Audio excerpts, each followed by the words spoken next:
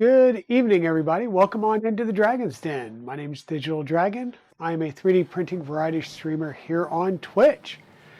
Kind of means we do everything from 3D printing unboxings to full printer builds. We do some prototyping. We build new machines that are just kind of pet projects are out there on release by different developers or makers. So it's kind of what we do around here. How's it going tonight, Free Heathen? This is very much a no-notice pop-up stream. This is not a stream you have to set up. Oh, no worries. No worries. This is very much a ad hoc pop-up stream. This is so definitely not my normal streaming day. We will be streaming tomorrow as normal. What we're doing now is, well, I've got stuff everywhere. I've got to get some projects done.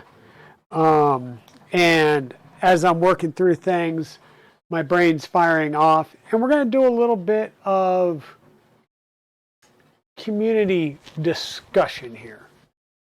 Help, sir, I am back. Hey, hey, hey, I'm glad you're back.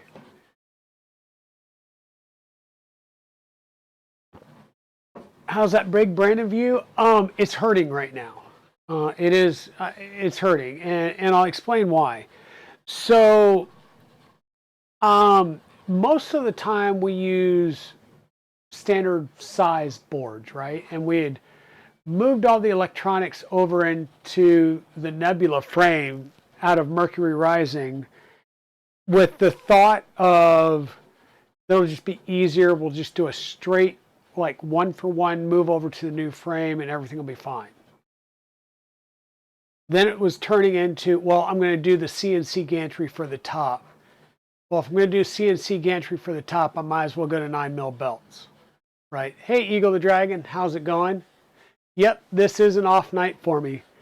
And so then as I started doing that with the full intent of moving the Hydra bed stuff over and all the electronics over and just breaking down the frame and using the extrusion for God knows whatever. Then TurtleCrawler says, well, I've got motor mounts and the bed horns and trucks. So then I do that. And I reached out to West 3D, who supported the channel by providing the Kraken motors, right? So then I got to thinking, well, with the Kraken motors, I can run them at 24 volts, see how it goes, and then maybe we can do an update later. And you know me, we started to move stuff over. I didn't like the black rails on the gray frame, so I went and got all stainless steel rails, which means now the entire gantry stays over on the other printer, because why would I tear the tool head apart if the whole entire gantry stays in place, right? So I'm just going to redo the tool head and I'm going to bring it up to E34M1. And you're going to say, what is E34M1? E34M1 stands for EVA 3.0 tool head for Mercury 1. So it's a EVA tool head, which is really designed around the rat rig stuff and making it usable for the Mercury ZeroG. Okay. So I'm like, yeah, let's just do a full blown. So what I did after stream last night, I went ahead and moved the rest of the Z-axis over. So what that looks like now, and I'm going to just move the camera around. Sorry for the mess in here. Right? We now have our gantry in place. We've got our motors in place, our idlers in place, and we have 1, 2, 3. We've got all 3 motor mounts installed here now, right? The motors have been moved over. The lead screws have been moved over. We've got all of our aluminum parts in here. I sat down last night right after the stream. Hey Pete, how's it going? And tapped all of that stuff. All I really need to do now is take this rail and put it back down in the other frame, and it's set. I can take it down. We can give Lomax a real easy upgrade, like literally on an Ender 5, take out a couple bolts and you can remove the Z drive and the bed as almost a homogeneous unit, move that over into the other frame, and he's got a ZeroG Merc 1 that he can get going with few tweaks needing to be made to the actual Klipper firmware that's on that other board. So that means with the latest set of decisions that we need to print some parts, and we need to figure out what we're going to do for we got to figure out what we're going to do for a electronics board, right? So I was talking about the Kraken. Well, looking at the Kraken, right? Let me grab the Kraken. If I can unbury it. I can't. Okay. So I'm not going to grab the Kraken. It's kind of big, right? And I've got stuff sitting on top of the box. So the issue that we have here is this is a fairly normal size board, right? This is a Manta M8P. The Kraken board, if we sat it right on top of it, comes out to about here and is a lot taller as well. And all of the boards, you have 4 motors with very beefy capacitors, and the other 4 motors have smaller capacitors, about 2/3 of the size. They're all 2160s, and we can pipe major power into it, right? But that works. I think that would, like, that board would almost be better suited for the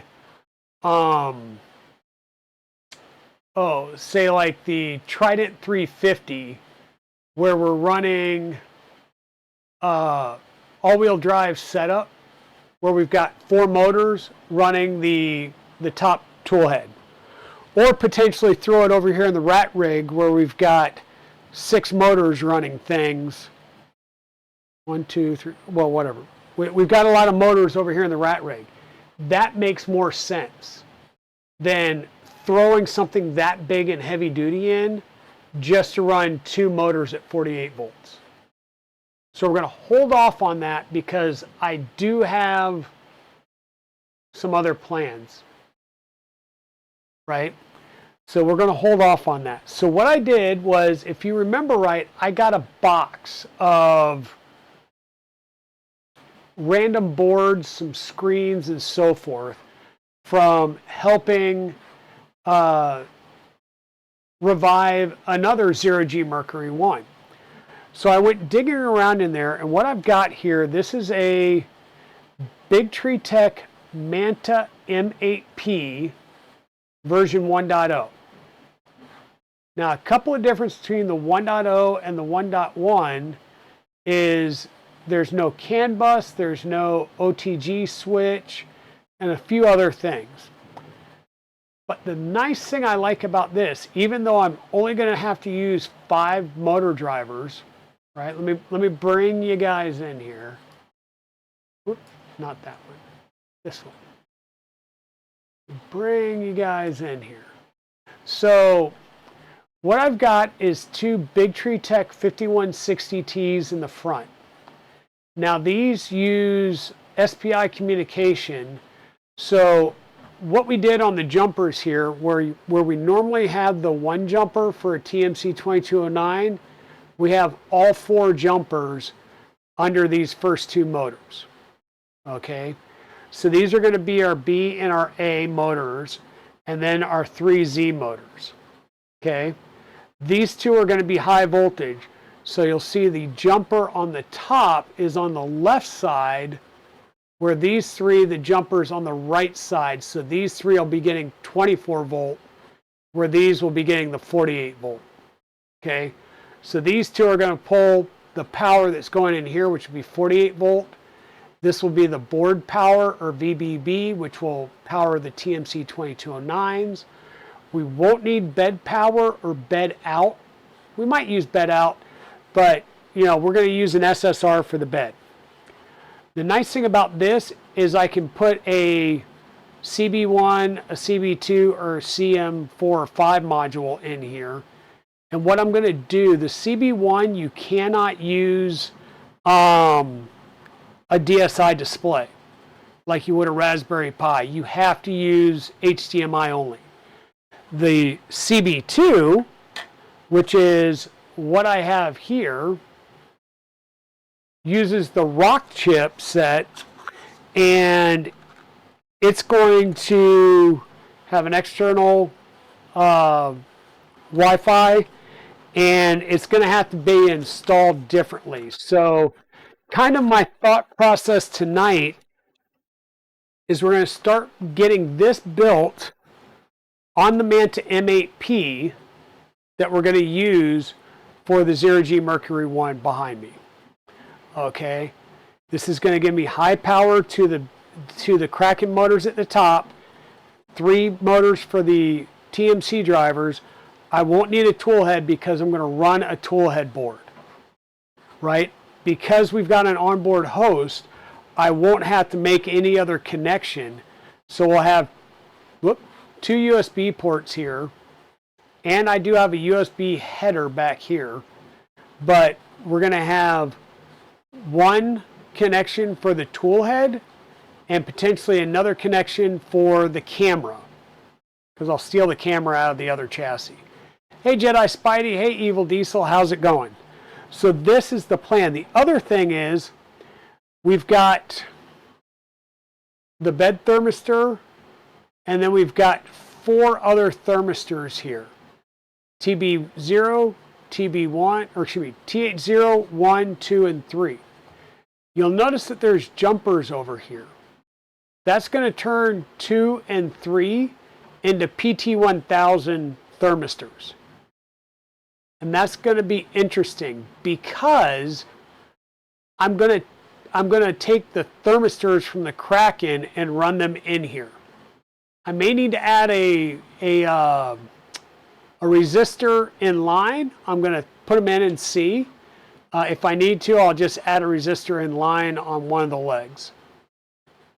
But this is going to get us the ability to monitor those motors that we're going to be pumping 48 volts into.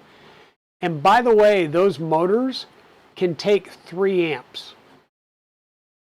So my plan is to run those motors at least 2 amps with a dedicated 48 volt power supply. Okay, so that's kind of been my thought process that's been evolving this afternoon, and why my brain's been hurting me today, because we're going to be doing some different, well, not necessarily crazy different stuff, because we've done a couple of dual systems, right? The Annex Engineering K3 was a dual system. The I wanted to say the Rat Rig was a dual power system, but I don't think it was. We've done a couple dual power systems already. And the thought process for right now was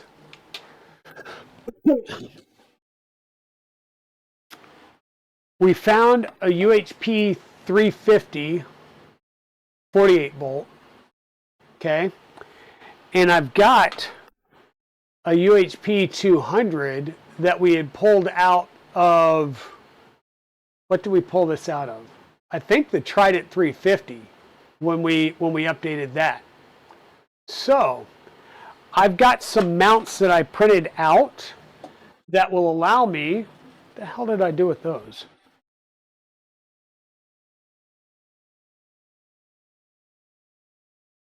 Massive brain fart there. I do have mounts that I printed out that will allow me to mount both of those, or one of the 48 volt and the UHP 324 volt. Oh well, I'll find it a little bit later. It's not important right now. See, this is where my head's at, free heathen, all over the place. But anyhow, I have mounts that will allow me to basically mount these side by side on a DIN rail. So I'm going to have to measure and cut my DIN rail. I've got the drop brackets printing downstairs. I've got the mounts that just finished printing. And right now I'm printing the tool head parts for this build. I know, but Diesel knows I'm in that zone right now.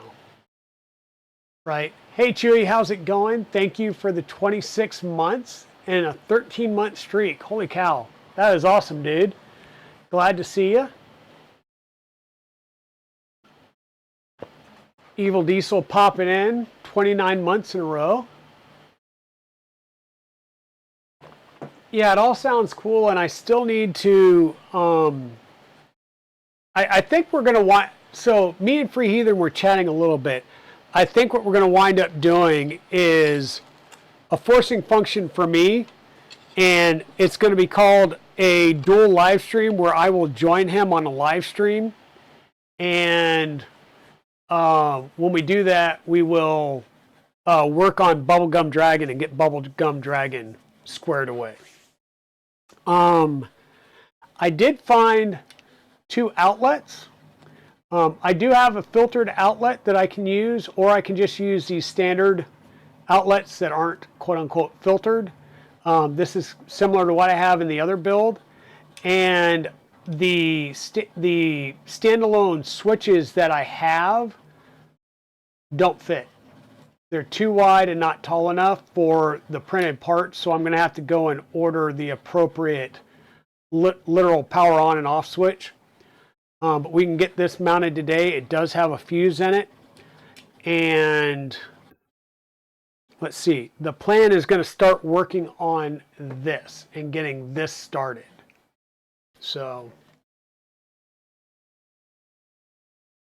he got this when his brain, exactly, when his brain gets rolling. And if we have issues with this, I will probably be sitting here fighting this issue all night long. And tomorrow I am going to work remotely at Ecovate because I need to take some parts to some people. Yeah. So let me scoot this out of the way. We'll get this up on the bench. We'll get our SD card. Now this thing does have yeah, 64 gigs good. The CB2 does have a 32 gig eMMC. So what we'll do is you can install directly to the eMMC. However, I am not. I'm just going to do the standard install to a SD card, and then we will install it from the SD card. Well, we can either run it directly from the SD card, or we can basically flash from the SD card to this using the tools on here. And basically what that allows me to do is not install sketchy drivers from people that I do not know.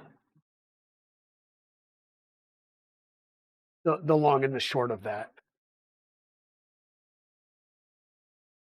Okay, so let's bring up the browser window, which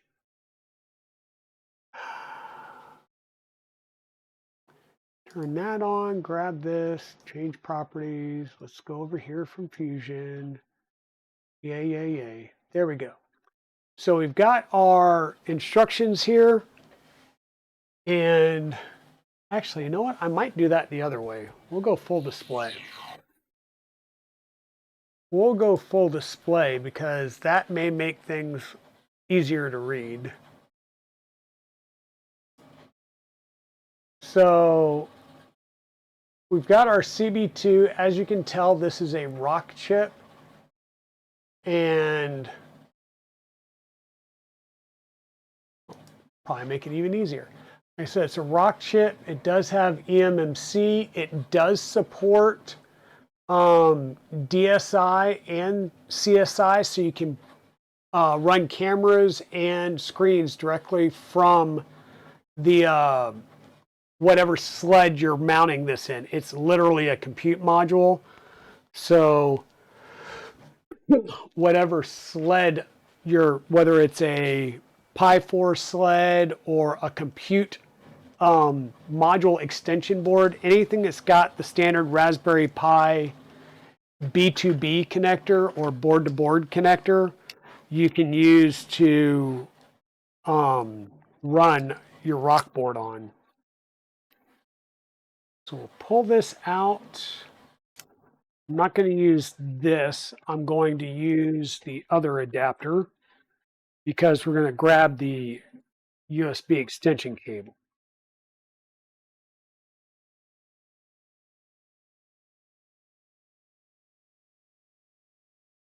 Grab that. We'll grab that.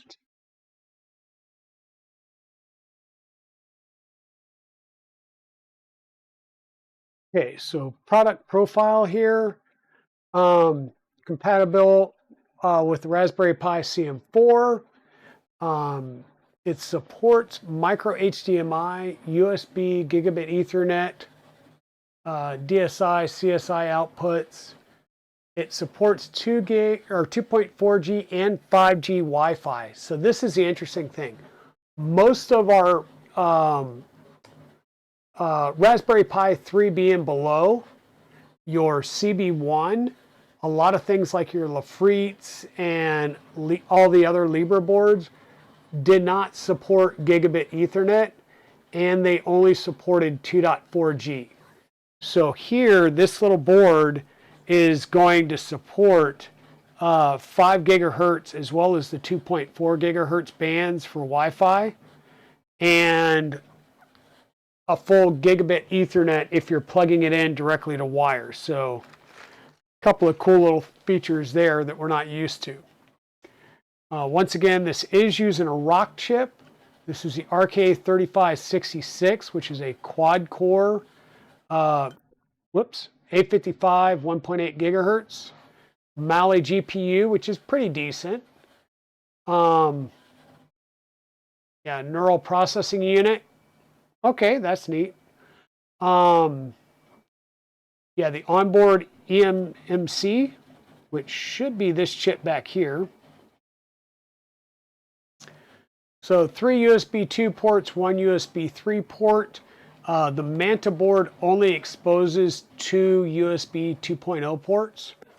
So I believe the header back here is a USB 2 as well. So that's just a limitation of this board, not the CB2. Bluetooth 5. Yeah, lots of good specs there.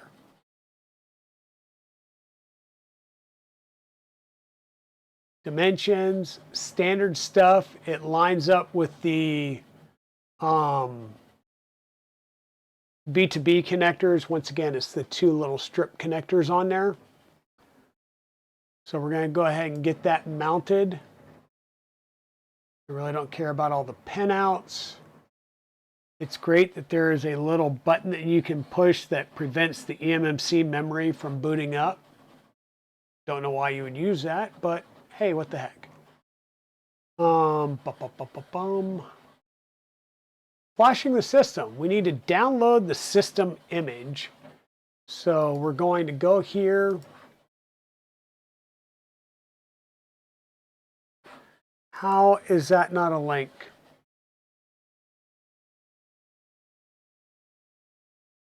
How is that not a link?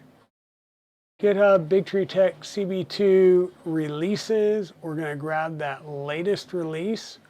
You can click on there to see all the latest releases and what everything comes in here.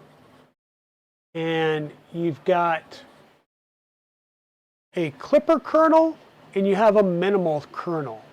What's the difference? If you do the Klipper kernel, it's going to come with some Klipper stuff already installed. I prefer to do the minimal kernel and then run KIAUH and install what I want installed on the system. Okay, so that's what I'm going to do, is download the Debian 12 minimal kernel. You can download the SHA and do a SHA to make sure that what you just downloaded is actually the release or the software that you're planning on. So we're downloading that and we're going to write it to the micro SD card. So that's where we're going to take our micro SD card. It's a 64 gig card. So we need to make sure we're aware of what size it is so that we select the right thing when we go to do this. Hey, Bearded Printer, what's up? What's up, my friend? So we just plug that into our USB. And of course, you know, external drive connected, scan for threats. Everything's popping up all over my screen now. And so this has downloaded. It is an XZ, which should be fine. We're going to use Balana Etcher. And we're going to follow this. We might be able to do it with the Raspberry Pi imager and get away with installing stuff ahead of time, but normally on these non-standard kernel stuff, or not non-standard kernel, but non-standard boards, if they say Balana Etcher, just do yourself a favor and just use Balana Etcher.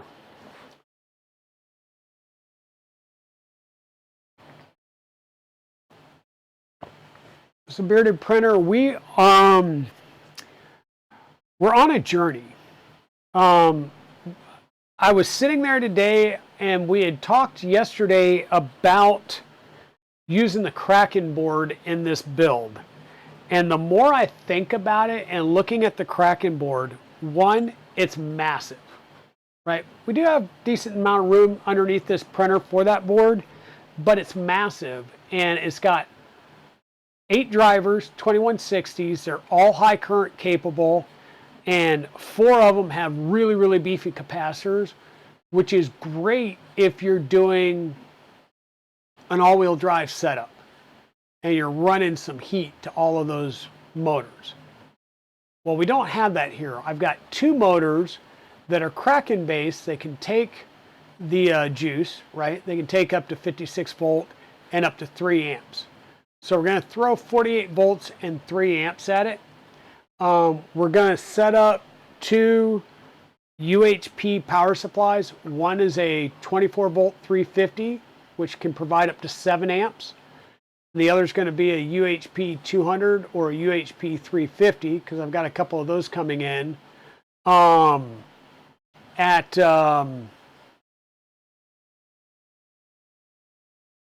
UHP 350 24 volt. And that'll drive the board, the Z motors, and everything else. So I decided to go that route. Okay. So what we're doing now is, instead of running the Kraken because it was going to be way overkill, we'll save that for another project. I had a random box of boards that I was given when I finished building another ZeroG Mercury One down at Ecovate.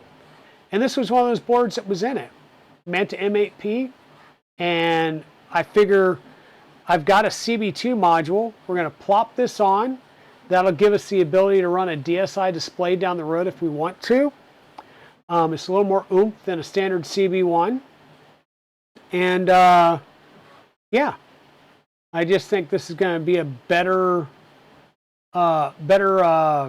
option for this particular build. So one thing that we are going to need to do is go ahead and mount this onto the board, and you'll notice that the gap between this B2B connector and this screw is shorter than the gap on the other side. Same thing down here, so that will help you identify which way the board is going to go. So the shorter distance goes towards me. And then the other thing is you're going to have to put that little Wi-Fi adapter on there. Now, one thing that I will tell you is 9 times out of 10, the onboard Wi-Fi without the external antenna would normally have enough oomph to join the network and then nothing else. So you are going to have to connect that external antenna for a CB1 or any of these others to work well. Okay, a lot of talking there. We've got the image downloaded. Let's go ahead and bring up Balana, if I can spell right. Balina Etcher, sorry. So we're going to flash from file. We'll click on that and we'll select that CB2 Debian minimal kernel that we just downloaded. We're going to select our target. Remember that we put in a 64 gig device. Don't collect that, that large disk there. That would be bad. The Western Digital spinning disk, by the way. So we're going to grab that 64 gig drive. And then we're going to flash. And we're going to let that drive or that image start flashing to our SD card. So we've got this on here. I don't believe the CB1 heatsink works on this. So I may have to put some individual heat sinks on here for now, or actually a little bit later. We should be good open air right now.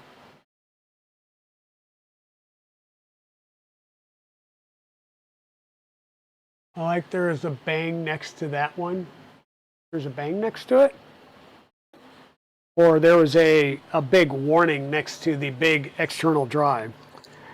And I hate these little connectors. They're normally a pain in the butt to get lined up and on. Yeah, see, I thought I had it on and I did not.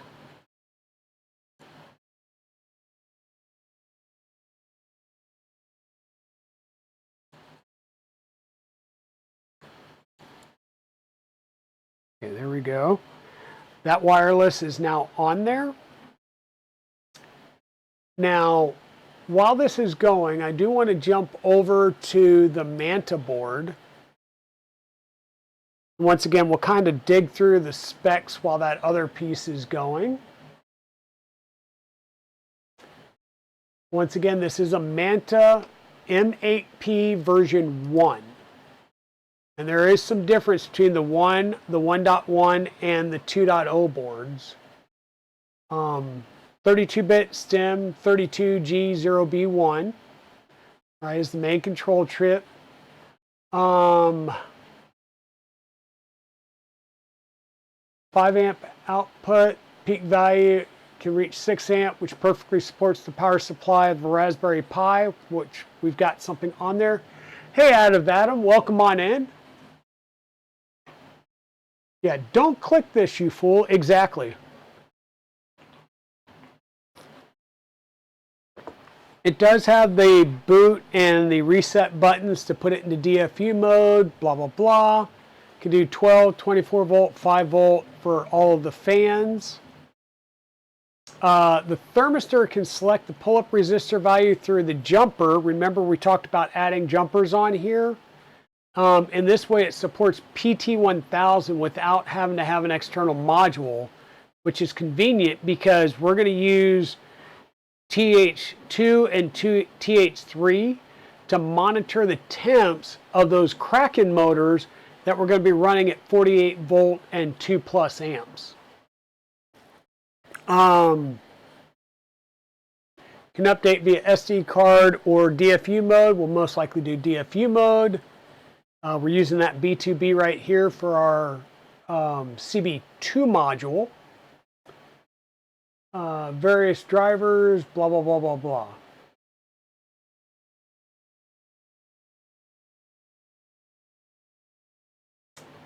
So drive input voltage, this is the drivers. You have two different types. VN, which are selected by the jumpers on each stepper up here, and that's the power that you're supplying to the board, either 12 volt or 24 volt. Or you can put it over for higher voltage, and the Manta board can take less than or equal to 56 volts. The 5160Ts, I believe, can take up to 60 volts, as well as the Kraken motors themselves. Okay, we're not going to need the bed in because we're going to be running an SSR, so we're just going to connect the bed out. Looks like yep, everything went fine. We'll close that out.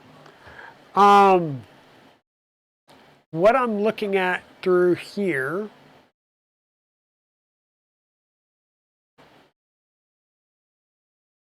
yeah, temperature sensor is 5 NTC 100s with 4 being able to be PT 1000. So the bed thermistor is always an NTC 100, right? It supports an SPI touchscreen, LCD screen, and that's through connectors on the board. Blah, blah, blah. Standard stuff here. So, one thing I wanted to figure out, yes. So some of the differences, when 1.1 came on, it added CAN bus interface to the board, which this one doesn't have. USB selection to go from UART to USB with a switch here, which this one doesn't have, and a couple of other things. Not critical to what we're going to be using it for. USB power supply. So when we go to run this via power, like actual power outlets, so we can flash the run this board, we need to put a jumper on a 2-pin connector right here. So we're going to put a jumper there, and then to put things in boot mode, we're also going to have to switch a couple of these little dip switches right here. And that's what I was looking, is what things I need to switch over. And I thought, yes, I do.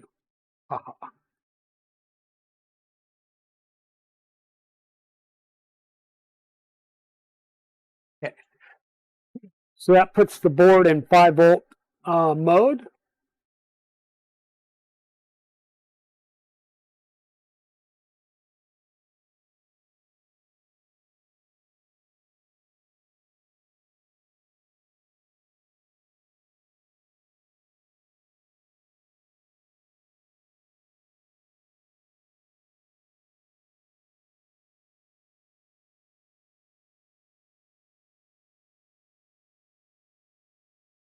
And once again, on the stepper drivers for the TMC5209s, we have the standard, just the one jumper, where on the 5160s, the ones with the red heat sinks, we've got all 4 of the jumpers in place, because those run in SPI mode, where these are running in UART.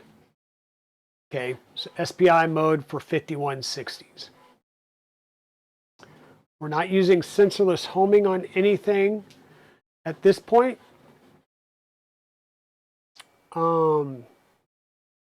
Selecting the power supply. So once again, on each of the stepper drivers, there is a jumper right above the driver slot. If it's on the center and the pin to the right, it's pulling whatever is coming in to power the board. If it's on the center and to the left, it's pulling whatever is going into the motor power connector, which in this case will be 48 volt for those first 2 motors.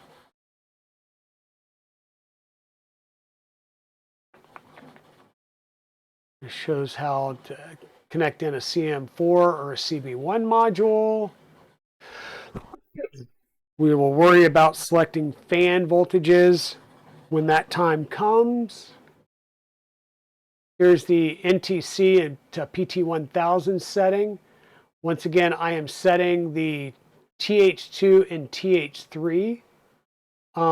I might need to add a resistor in here if I'm not getting good temp readings. And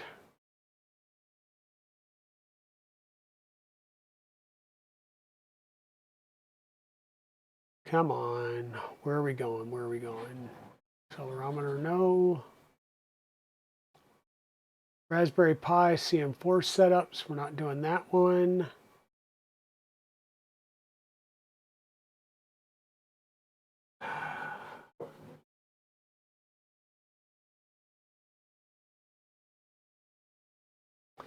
Oh, I'm wondering, because this calls out for the CM4 EMCC, I'm not sure if I actually need to do that or not.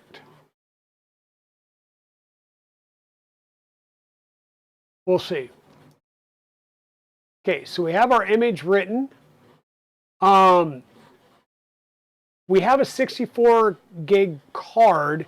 We can actually copy that over and run from the eMMC on this board. And yeah, it says it here as well of turning the dip switch 4 and 3 to the on position to enter the boot mode.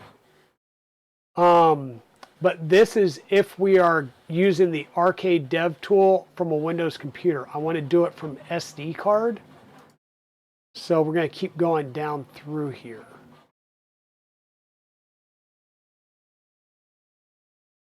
Yeah, writing system on the eMMC using the SD card.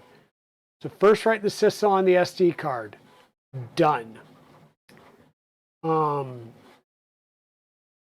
Connect to the system terminal via Ethernet cable, Wi-Fi, or USB to UART with a login of BQ and BQ. Now, at this point, we haven't given it any information on the Wi-Fi. So let's go ahead and I'm going to open up. Well, I want to open the drive, but apparently the drive is not mounted.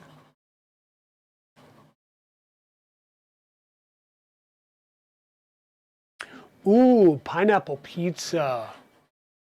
That sounds awesome. So there's several files here, and I believe it is the system config. I'm going to open that with, you can do it with Notepad++, you can do it with Visual Studio Code. What you don't want to do is do it in straight Notepad. That would be a no-no. Yeah, so the system.config file, we will need to come in here. This is saying that the Ethernet and the wireless LAN are going to be made available. There's a host name here. Okay. Uncomment that line. If you don't, it may pull an IP address, but you'll never be able to connect to it unless you can search your router for that IP address. By unchecking that host name, you can go to bigtreetech-cb2.local and get onto it. And that's if you don't have access to your wireless router. If you're connecting to, say, I was down at Ecovate and connected a was it the Pi 2.0, the BigTreeTech Pi 2.0, which is a CB2, and we couldn't find it on the network until we unchecked that host name, and then we were able to find it because we put in the Wi-Fi SSID and the Wi-Fi password information,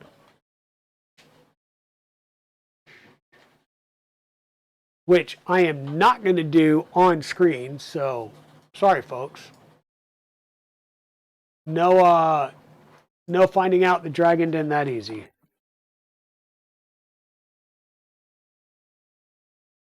And we can actually go to the 5G side if we want.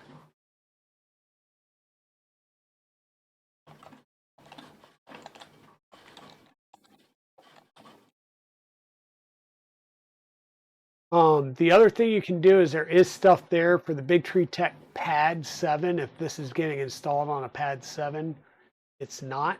So the other thing that I can do right now is also go into this file, and for Klipper screen, we can actually tell it the target, which is going to be a DSI module. So I can go ahead and just add that information here, and I'll show you that in the instructions here in a minute. And I don't know if I'm going to have to change the angle.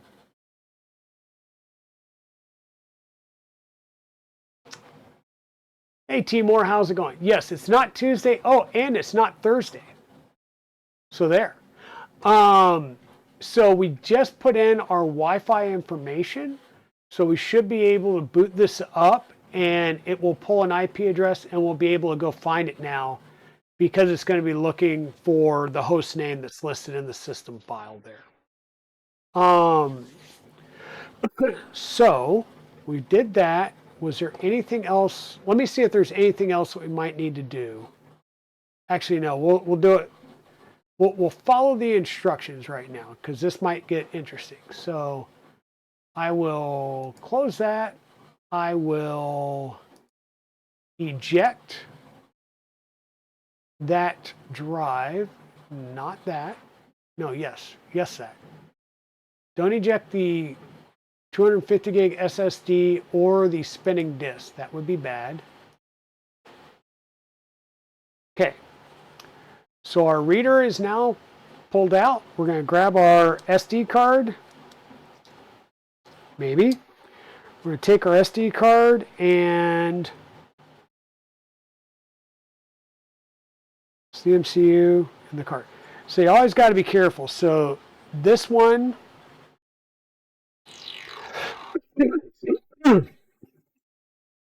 so this one says MCU card, so that's for the Manta itself. And the one over here, it just says card, is for the, come on, focus, is for the actual host here. So we'll plug this into the card slot.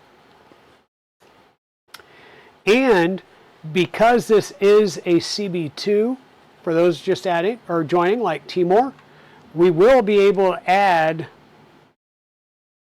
a camera, a CSI camera, and a DSI display to this if we so choose. So we've got this installed. We've got this jumpered over to 5 volt to be able to run 5 volt power.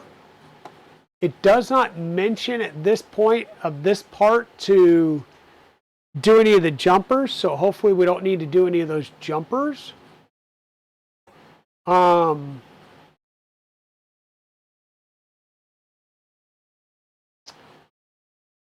once again, the steps up here were for doing this from Windows and installing it directly to the eMMC, not going through that.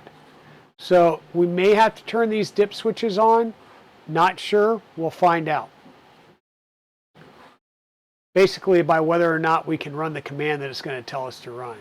Hey Shrimp Father, how's it going? So what we're going to do is grab our power adapter here.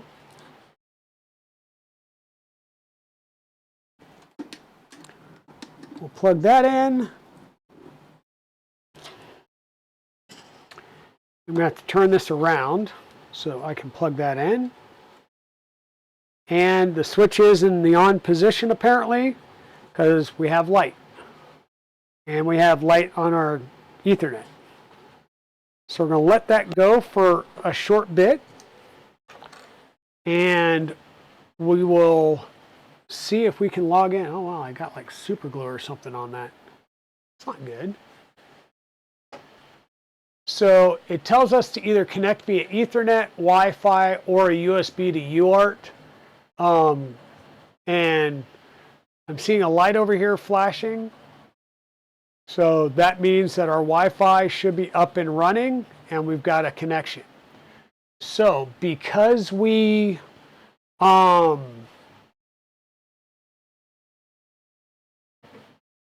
Wow. Brain fart.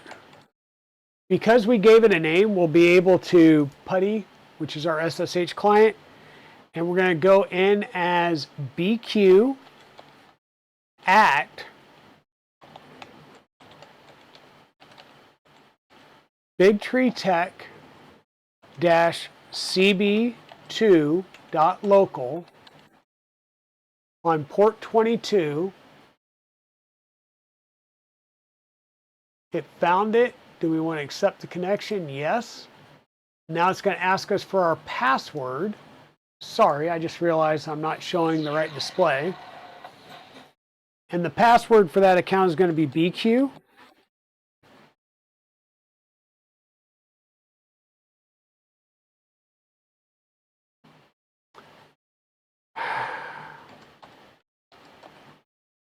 Really?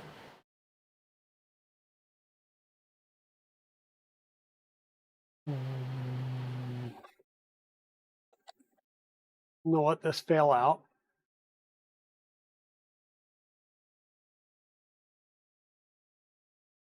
Here we go. And I'm going to retry that. Ah, darn it.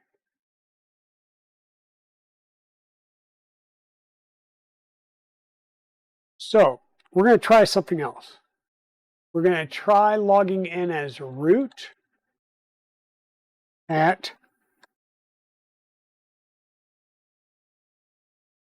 BigTreeTech-CB2.local. And we're going to try and go in with root and root. And that got in. So here's the thing. These instructions assume you selected, when we went to the releases, it assumes that you're downloading the pre-built Debian build with Klipper installed. And we did not do that. We did the base minimal install, and normally they have information in here about that.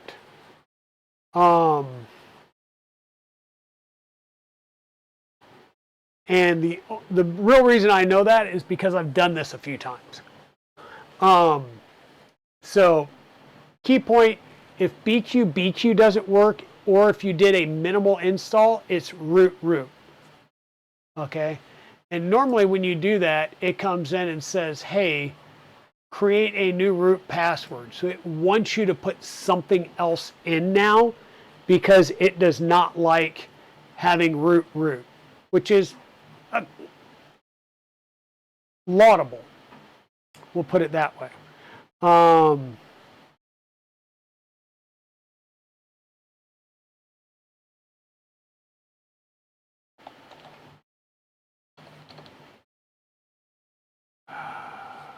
Not what I wanted, but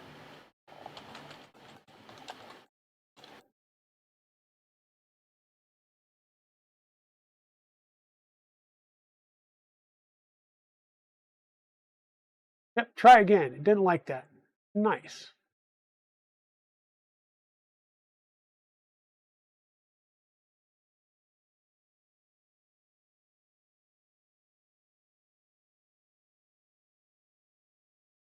Yay. We have a new password in there. I'll probably forget that I set it to that, and I'll try 15 different passwords in the future. Now you have an option. You can choose the bash shell or the Z shell. Z shell being a new one. I just keep it at bash. I'm old school. Now it wants us to provide a username.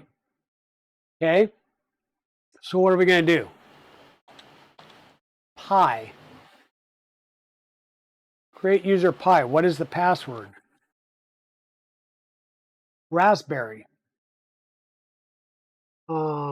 Repeat. Weak password. It's based on a dictionary word. Correct. Please provide a real name. Yep. Pi still works. So yes, it is a weak password. We know that, right? I will change that later to my chosen password for Pi. But as we go through and do all of the KIAUH install, having Pi Raspberry, it's so much simpler. So, dear Pi, your account Pi has been created and is sudo enabled. That's a good key there. Please use this account for your daily work from now on. Yep. Detected our time zone is in New York. Set user language based on your location. Sure, why not? Okay, wow, there's multiple versions. What do you want? Well, we're going to go with English US.UTF-8, which is number 2. So it's generating locales.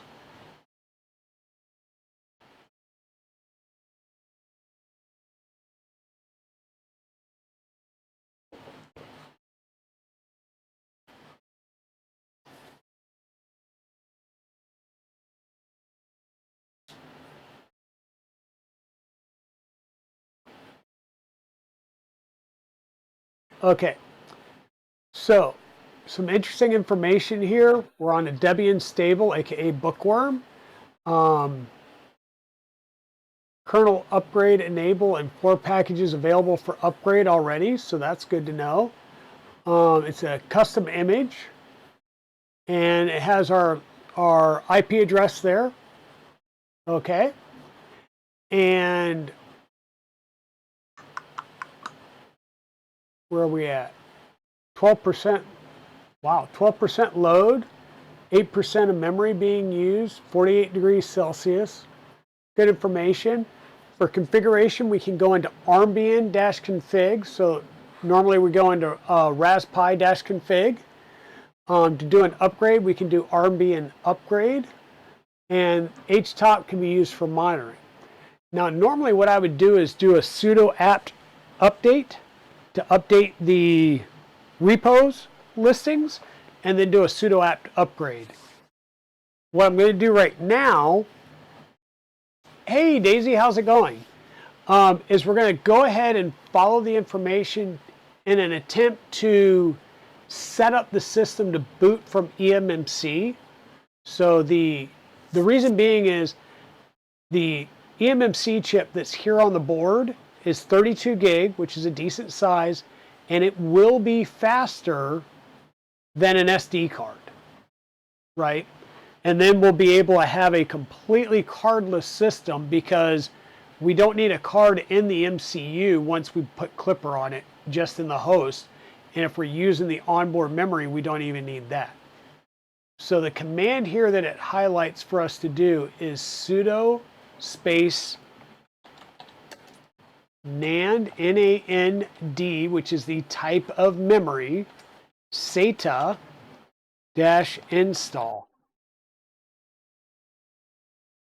And it pops up with this little thing, just like it said. And we want to do boot from eMMC, system on eMMC.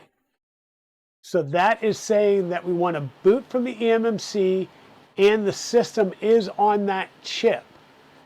We can, by default, this is basically your BIOS boot order, right?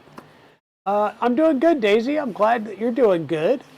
So default is boot from SD, and the system is on a SATA, a USB, or an NVMe, right?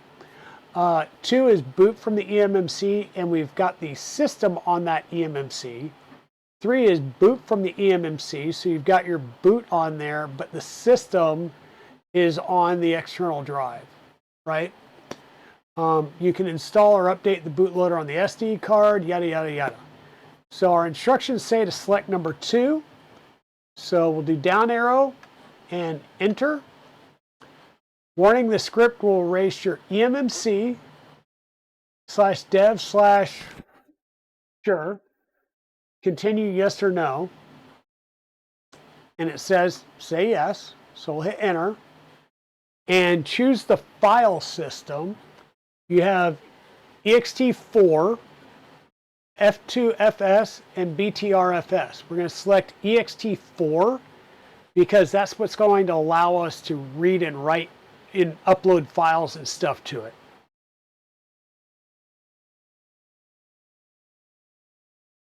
So it's going through this, and it'll transfer the root file system from the SD card over to the eMMC. So what we're doing here, Daisy, is my brain's been going all day. My original plan, and we got an ad break that just started, so I'll hold off on that because I'm not sure who all's in and not. So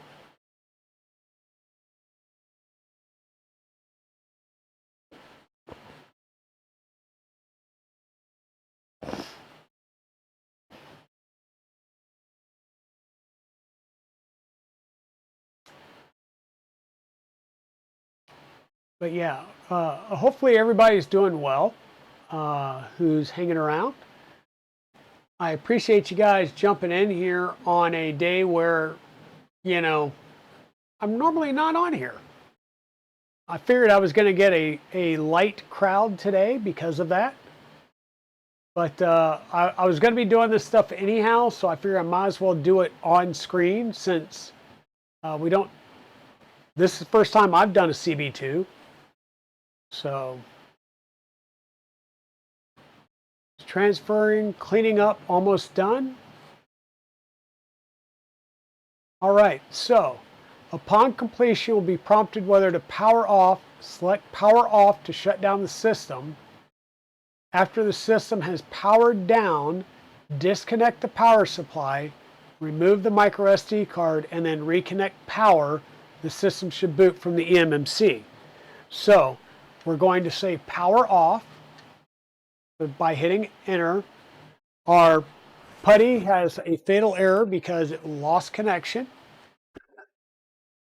And what I'm going to do is, because I've got an inline power switch over here, right, I'm just going to turn the power off. All the lights go off here. I'm going to pull our SD card, and we'll turn the power back on. We see our light for the main board on, and I've got Ethernet lights, and now we're seeing our lights for the CB2 coming on, with the top one flashing being the wireless. So we'll give that a second. Yeah, so welcome on in, Daisy. So what's going on is I've got a couple things I've got to do. One, I need to build a stealth burner tool head, but I just realized that I have to take the existing tool head apart if I'm going to do that. This is on a printer that I'm repairing for somebody. And then I decided I was going to start getting this together. So I was going to use the BTT Kraken for the machine that we're building, which is ZeroG Mercury 1. The original plan was I'm going to build the Nebula frame, which is the purpose-built frame for it, and lift and shift everything from the Creality Ender 5 Plus frame into the purpose-built frame. Then I decided, thanks to TurtleCrawler, to purchase and then install, holy bejesus, Pezliz rating in with a party of 75. Hey everybody, welcome on in. Let's see, who all do we see there? Korea Ricebox, welcome in. Pezliz, Stephen Poole, AWZ, Knight, DMAT, hey, how's it going, DMAT? Long time no see. Rick's Clownhammer, Daisy, Kenneth D, welcome on in, everybody. So glad to have everybody here. Hey, Barking Cauldron and Mr. Excuse. Hey, I've seen you before. How goes the Nebula? Well, funny you should ask. Hey, Petty Ruxpin. So let me get some things moved around here. We were doing some stuff with that machine right now. So let me remove that and remove that. So you're asking about that machine, which is right here. And yes, this is me standing on the ground. This machine is currently right at my right? So, how's the machine? Well, here we go. This is our Nebula frame, fully built. We've got our gantry mounted. So the X, Y, and Z are mounted. All three of the Z lead screws are mounted and moved over. We have gone full Monty on this. We went from moving the parts from the old one onto this one, being just the Nebula frame, this really, really beautiful frame that I beta tested on the smaller build 2+ years ago, right? And, well, TurtleCrawler is an enabler, and he provided me files for an all-metal CNC gantry. So we've got all-metal parts on the gantry, a few printed parts for some spacers and accents, but primarily all-metal parts. We've installed some Kraken motors by Devil Design and LDO. So we've got those here. These are crucial because these are going to allow us to run high voltage and a lot of amperage, right? And we're going to need that because we now have an all-metal gantry on a very stiff and robust frame, and we're going to be installing 9mm belts on here so we can really crank the tension down because these motors are not just beefy, but they're in double shear. These motors also come with built-in thermistors. So we needed a board that we can run PT1000 thermistors to because that's the type of thermistors that are in these motors. So we're going to run them at 48 volt. They can handle up to 3 amps. So we're going to start off probably around 2 amps and monitor those thermistors via our board that we're going to use. My thought originally was to put the Kraken board in there, and I keep looking at that board as it's sitting here and it needs a project, but every time I look at a project, I realize the project is not up to the caliber of that board. It's got 8 2160 drivers. It's made to like really scream. So that board will probably go in something that's all-wheel drive, which means we could put it into the Annex Engineering K3. That's kind of small, and it's already built, it's running, it's doing good. Well, we can put it in the Rat Rig IDEX. No. Maybe I might just have to build an Adventure XL or something and just go crazy with it. I don't know. But what I've decided to do is I had worked on a ZeroG Mercury build for Ecovate and got it up and running for a customer. And I got a box of boards and some screens and stuff.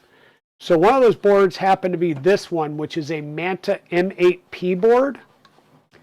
And you'll see I've got 2 drivers in here with red heat sinks. These are BTT 5160T Pros. And these are going to be driven with 48 volts. The 3 with the blue heat sinks are our standard TMC5160T. Those are going to be running at 24 volts, and these are going to drive our lead screws.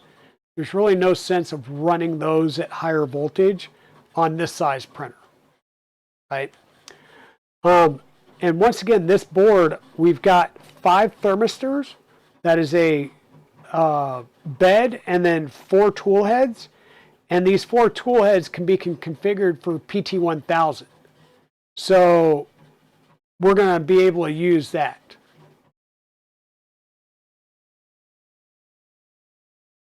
Yeah, there you go, Mr. Excuse. And funny enough, my smaller ZeroG is running an Octopus. My Inner 5 Plus is running an Octopus version 1, right? Which means I have a UTC because I'm running a CAN bus toolhead board. This board does not have CAN bus.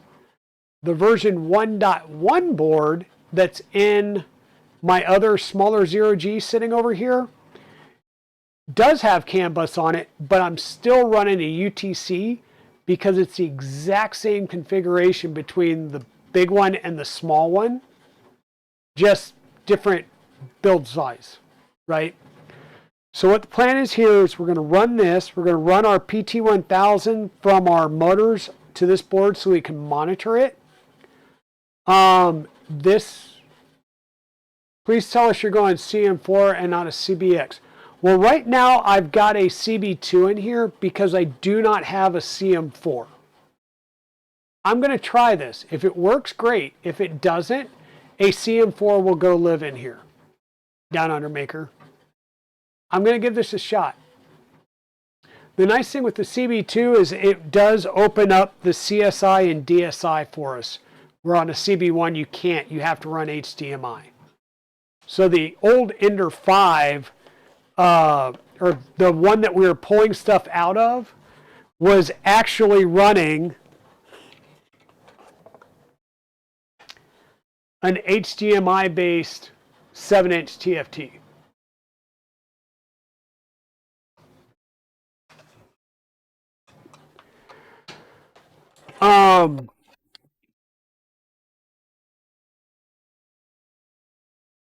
Just wait for the EBB36V2. It can do CAN or USB with pass-through for a beacon.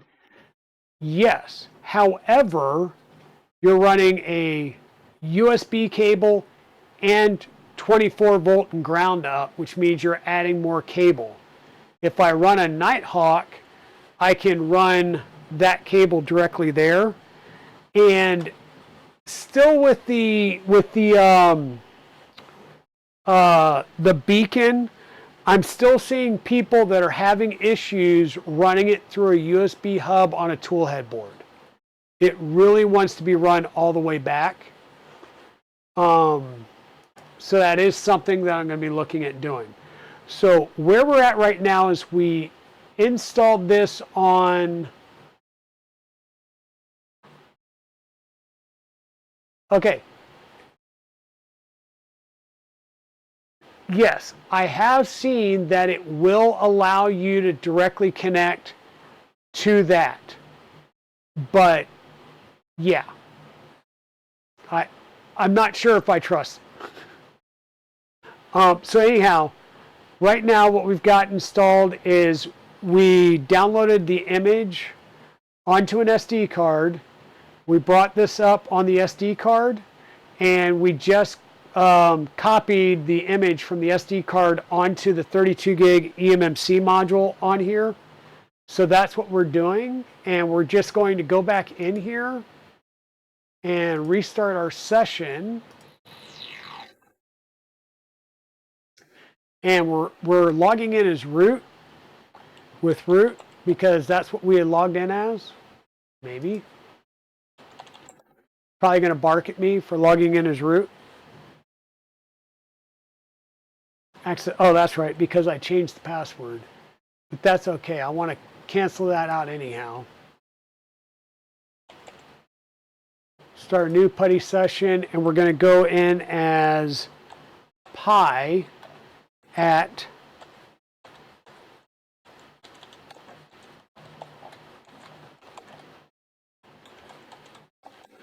BigTreeTech-CB2.local, because that way I don't have to remember the IP address. And I will change that name down the road because I think this is going to be a rename. Or it's not going to stay Mercury Rising. Mercury Rising, that entire frame, gantry, and all the electronics package is staying together, and it's going to go to another home.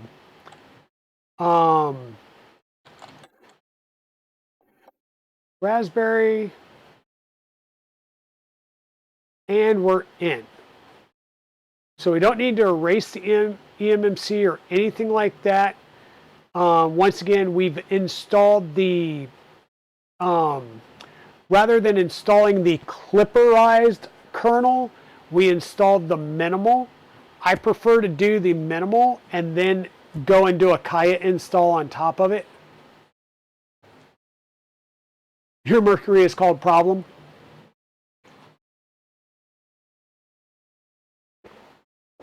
The Gen 2 boards have a single cable.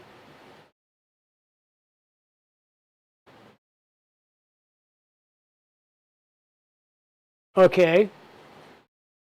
So the Nighthawk boards have a separate, I don't know. We'll see. I'll check that out. They're problem childs. That is true. But mine was shut off for a while. I turned it on and printed stuff as if it had been printing for months. So we're going to go into KIAUH. And we're just going to do the copy paste as if we have a bare image already. So this is going to do our apt update, apt get install git.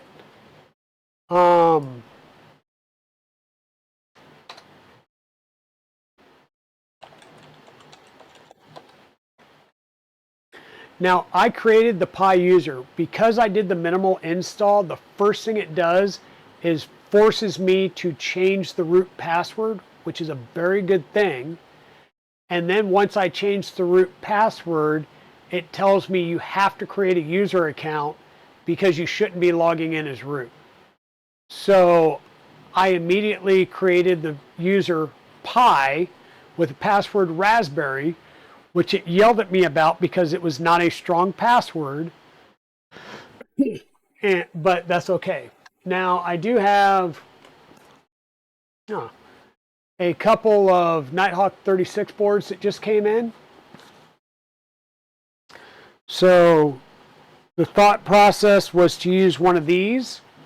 Or, I don't know, I've got, actually the toolhead stuff that I'm printing out for this is Dragon style hot end with a Orbiter 2 because, well, I've got one sitting here. It was staring me in the face. So we'll get something else off the table over there. We'll install our Orbiter 2. I do have a sensor that I can pop on top of this. And I've got, for a toolhead board, I can either do the EBB 36 or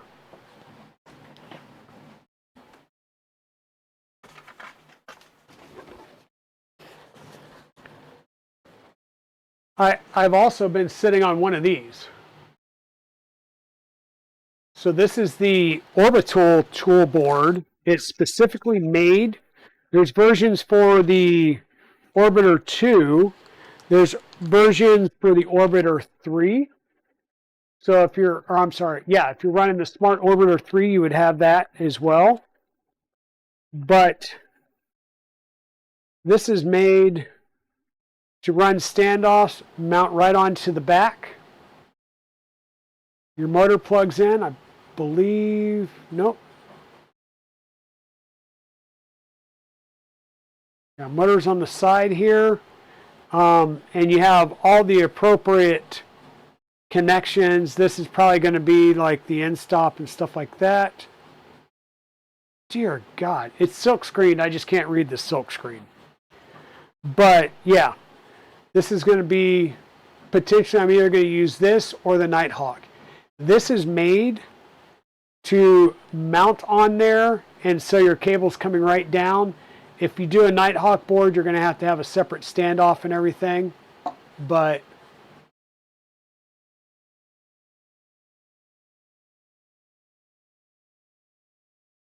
oh yeah, I'm aware of that, Mr. Excuse, because I'm staring at 4 Nighthawk SB boards that have the 1.5 and need to have resistors desoldered. Thank you for that post. That saved me a lot of troubleshooting. And as soon as I figured out that I had 2 with the older boards and then the other 4 were the 1.5s, I swapped that board out. Everything worked.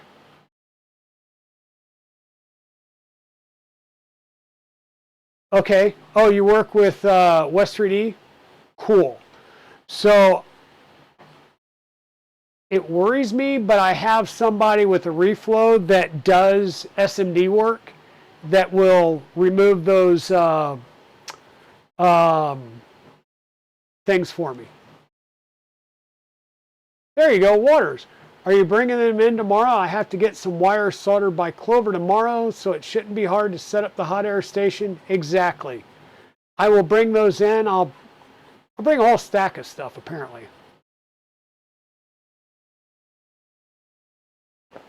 Yeah, so we're working on this for the Merc. So for giggles, we'll come back here to the main view. And the Merc, because I love just picking this up, the Merc now has a gantry. It now has all three Z lead screws, motors, yokes installed. So we're basically there. And what I did was changed my mind, and we're not going to do the Kraken, because every time I look at the Kraken and I look at the project, I'm looking at 8 2160s that can take massive amounts of voltage and current, and saying this printer's not enough. You signed your wife's printer at Remurf. Cool.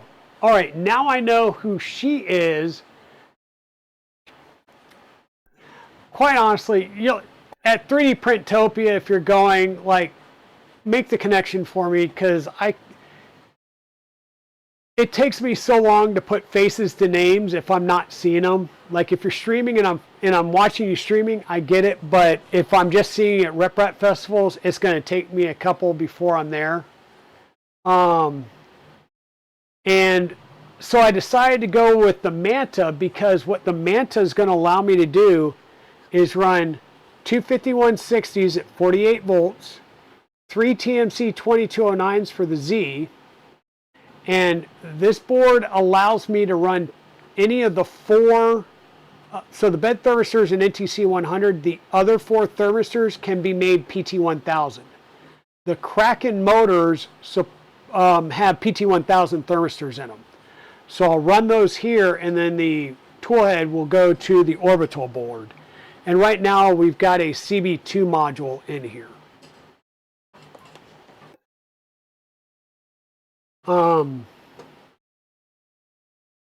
Yeah, she's a meaty girl. That frame, because remember, all right, let me get the bench side. You're gonna see all of the ugliness, and well, maybe not, because I was in the way. So we got all the ugliness, but we've got one of the Centauri carbons up here. Soon the Centauri carbons are going to run all over here, because I've got 4 of them. But that's another ZeroG. I built that frame. That is a Nebula frame, and I built that under a closed beta with TurtleCrawler and Dutch Dude a couple of years ago.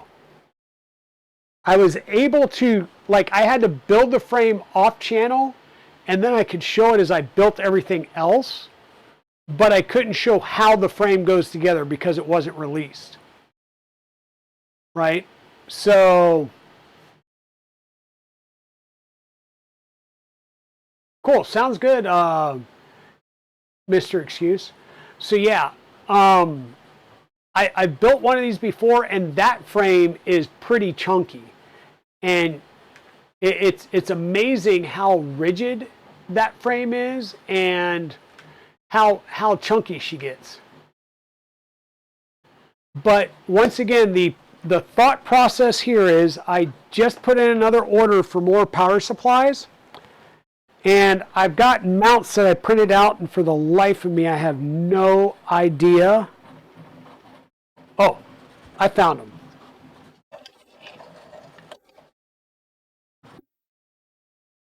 So I've got these mounts, and what'll happen is these mounts will slide right over your DIN rail, right?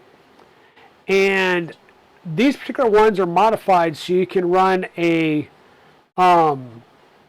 either the UHP 350 size, which will line up with the 2 holes in the back.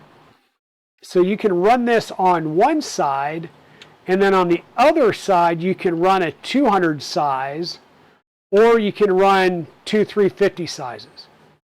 So I'm looking at running a 350 48 volt and either running the 200 24 volt, or I've got 2 of the 350 size 24 volts coming in from KB3D. And when those get here, you know, we can make that determination of which 24 volt we're going to use. But that will allow me to mount my UHP power supplies, and then we'll run the, don't do that, we'll run the not Raspberry Pi, we'll run the board with a CB module or a CM4 module off of that, and it's just reducing the footprint of everything down in the electronics. So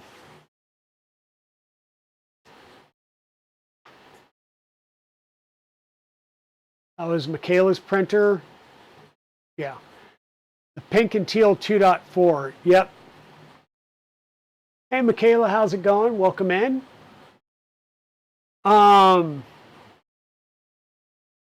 You know Dutch? Yeah, Dutch is a cool dude. I met him at the first Rocky Mountain RepRap Festival, and I was talking to him about my ZeroG, the one that we were building, Mercury Rising, which was the first Ender 5 that I converted. And that's where, talking to him and Turtle, I wound up getting into the frame and doing the other one.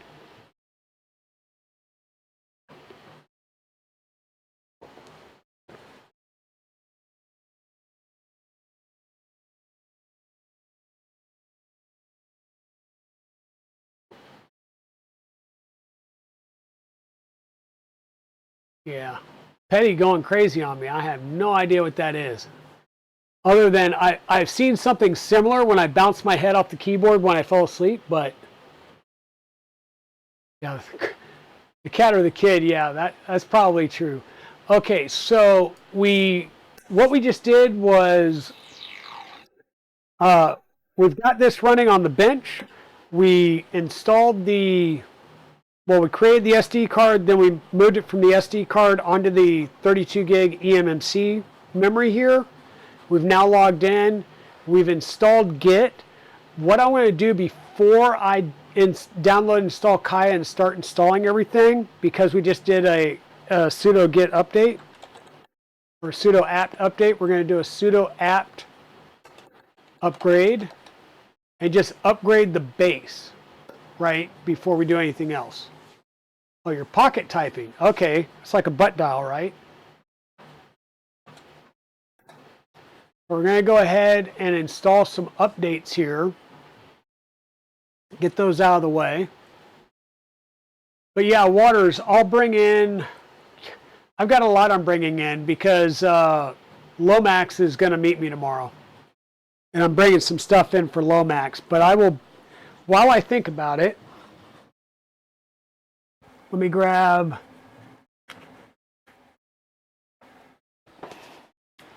those 3.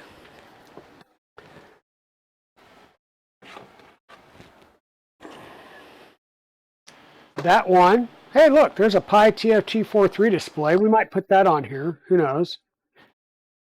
Or maybe we need a bigger one. Like I said, it had a 7-inch display on it, which was nice. Got another beacon. Tube. I got a few things around here. So I've got 4 Nighthawk boards, or 4 Nighthawk SB boards, 2 Nighthawk 36 boards. So I can keep Clover busy for a while. I'm bringing some stuff in for Lomax that he's going to pick up. And hey, Waters, shh. Mercury Rising is going to, we're going to either put Lomax's Z into it, or we're going to tell him to buy some lead screws and stuff, and what he'll need the small arm linear rails and the 3 lead screws. And we can basically just take his Ender 5 and do whatever we want with it because, well, it's just one lead screw if you want to tear it all apart.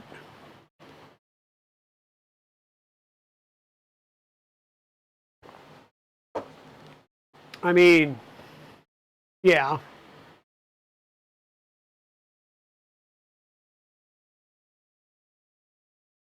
But basically, he adds a couple of, if he gets a couple of things. So, well, yeah. Here's the thing. The best thing that we could do is move his Z-axis over and just keep the same bed. Because if he goes to the Hydra, he has to get a Mic 6 bed. Oh, ad break. Okay. Go ahead and get that copied and ready for when this finishes.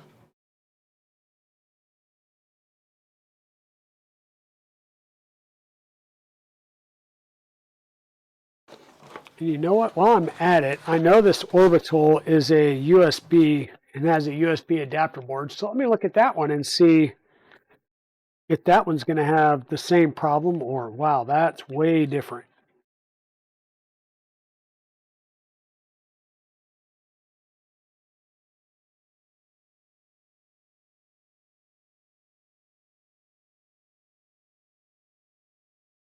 Way, way different board. Cool.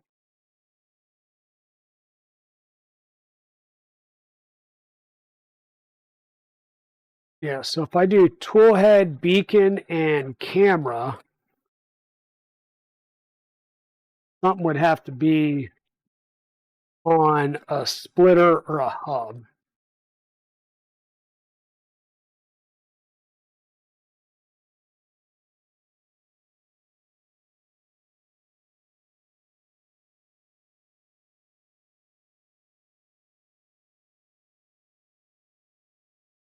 All right, ad break's over. So yeah, I've got 4 Nighthawk SBs and 2 Nighthawk 36s that'll probably need to have the boards done.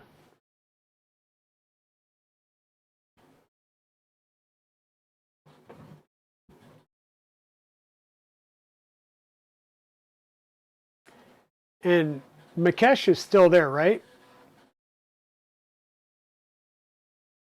He's not leaving till, I think, Friday morning, if I remember right.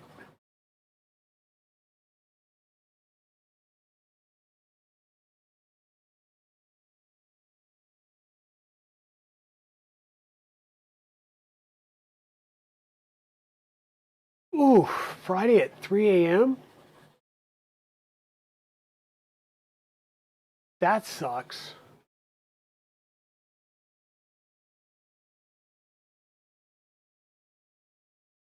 Yeah, so he's taking a red eye up to JFK to then take a flight to back home.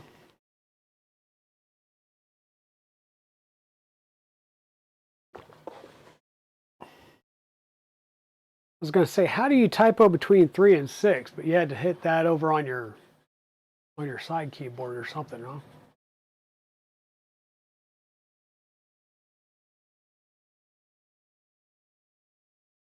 Yeah, numpad. That's what I was thinking. I was like, that's the only way that makes sense. Come on now. Yeah, so an orbiter with an orbital tool board.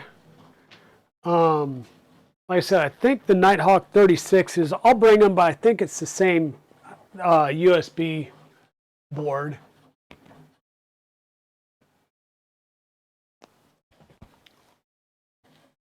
Okay, so the base updates are done. We're going to go ahead and clone down Kaya, which is boom, done just like that. And now we're going to go ahead and run Kaya.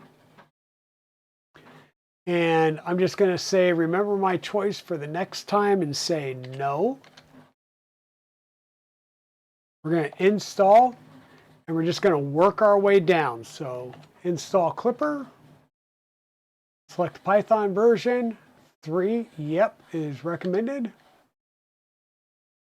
1 instance, yep. One of these days I'm going to set up a control node with multiple instances to run multiple printers, but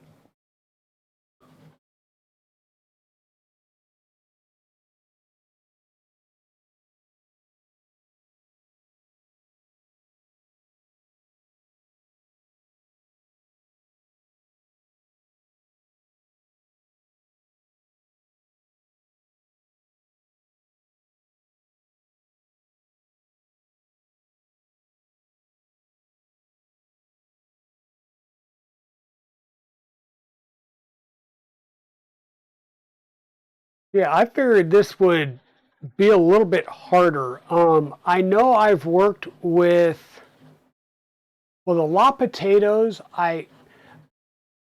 so the Libra boards, I've had no real problem installing them and getting them to work over USB.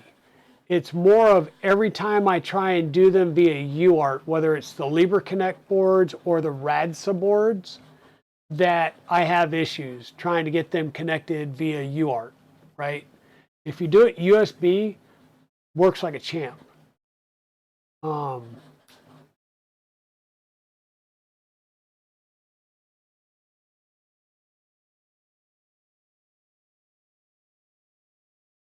Like I said, I will run this because I don't have any other, I don't have a CM module available. I'll have to buy some more the next time I'm down in Charlotte or somewhere near a micro center.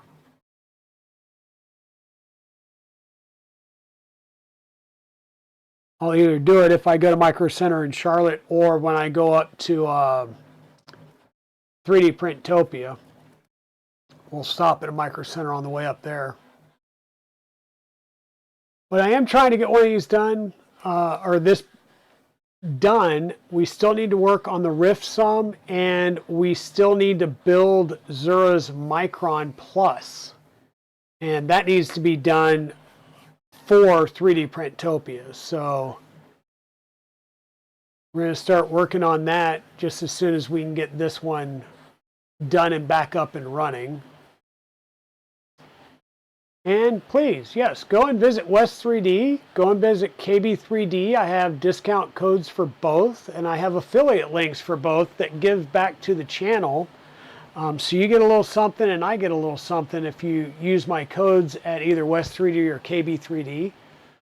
There's a lot of parts that have been purchased from KB3D to support this particular build, and West3D did sponsor the Kraken motors that we're using in this upgrade that has turned into a full-on build.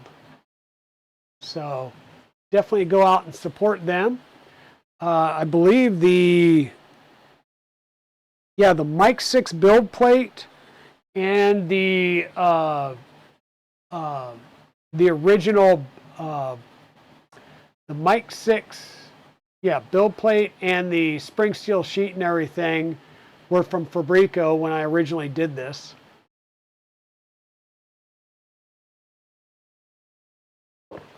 They've got the ZeroG kits for both the Micron, which is the gantry conversion, as well as the Hydra, which is the triple lead screw bed system. And they're also going to be stocking the Nebula frames, if I remember right, along with KB3D and most likely West3D.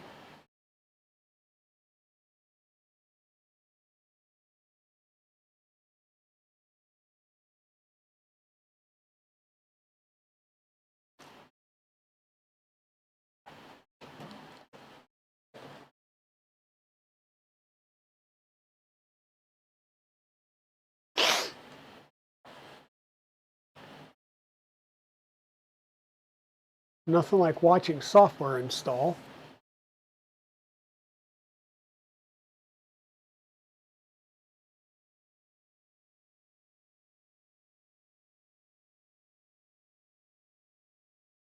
Yeah, wee, scrolling lines of text.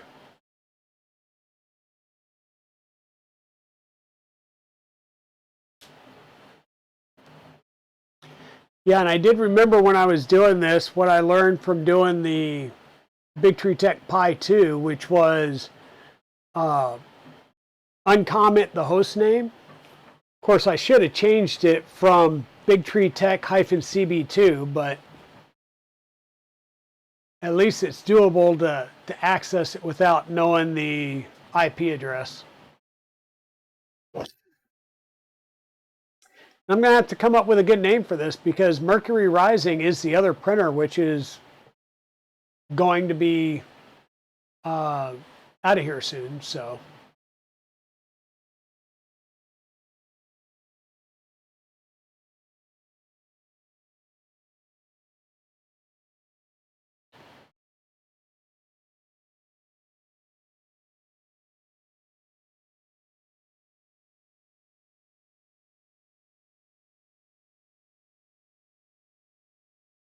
and I said I was going to start building the a stealth burner for Wolfgang's 2.4.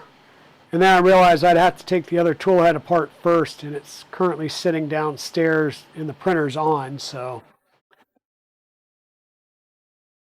I don't think anything's wrong with the afterburner. It was more of a backup plan to have this ready to go. Could call it Hermes. Yeah, but a lot of things here are named Dragon, right? So might need to name it something Dragon. Who knows? Maybe it'll be, you know, the Neon Dragon or something. Also, RGB lights, though black lights. Are there black light RGB strips?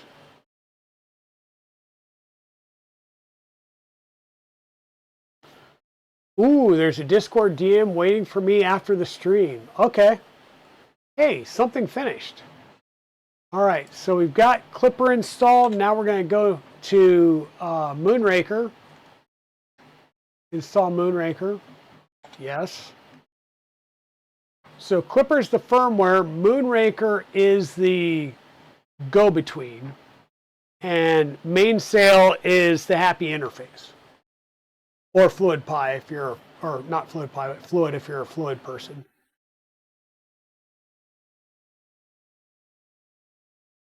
They exist for the UV reactive PC coolant. We talked about this back just after Murph. Probably. Like I know that there's like disco on a stick and stuff like that. I was really looking to see if there was a standard Voron or any like LED PCB with black lights. Yeah, or Octo Klipper if you're a masochist. I have never once tried Octo Klipper. And a couple of times I've had to use fluid, it's painful. Not a big fan of fluid.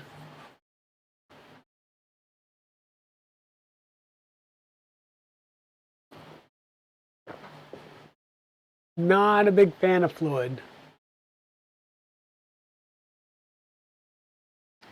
Yeah, if I have to do it in a roll or something, that's fine, but I just need to figure it out.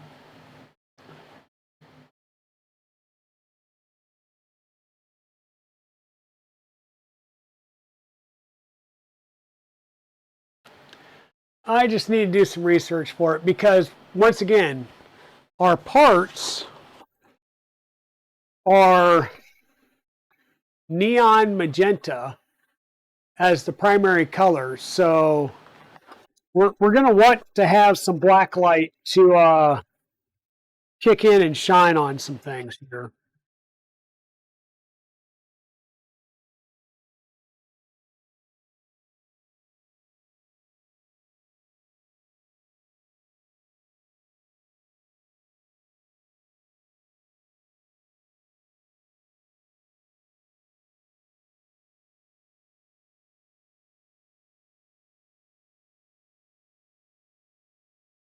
AliExpress was always your go-to LED spot.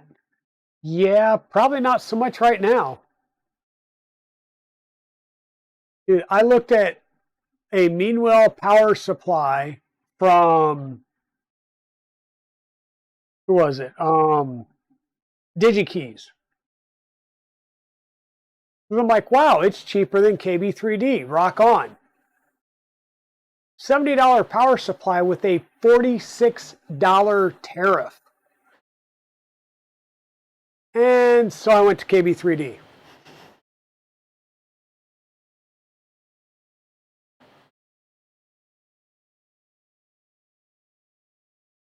Yeah, I didn't expect that much of a tariff from DigiKey. I thought DigiKey was stateside, so it would have already included the tariff. Apparently not. So yeah, like I said, I just bought it from KB3D.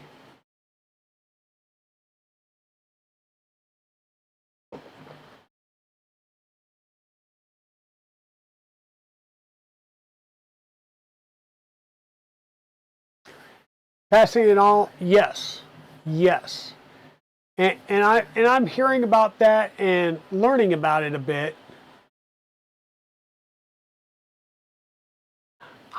Yeah, I don't know what I was on. I just did the DigiKey link that came up, so that's probably right too. It's probably, yeah, not their US store. Okay, so we've got Klipper, we've done Moonraker, now we're going to do mainsail.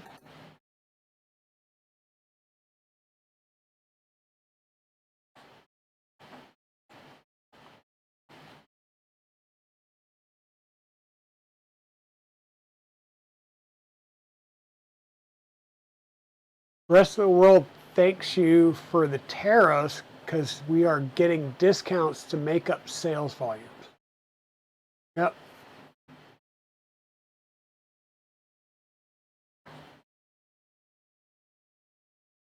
Recommended to use special macros in order to have mainsail fully functional, blah, blah, blah. I always do these. They'll be overwritten anyhow. But I always do those. We don't have Klipper screen. I don't know if we'll install a Klipper screen on this yet, but just for giggles, we will go ahead and install Klipper screen. And I'll be honest with you, this is normally where it borks and then I have to like rebuild from scratch. So fingers crossed that we don't have to do that.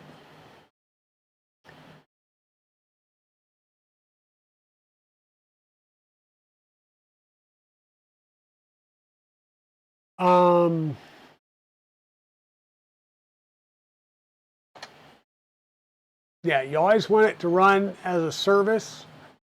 And then X server. I've never done Wayland. I've always done just kept with X server.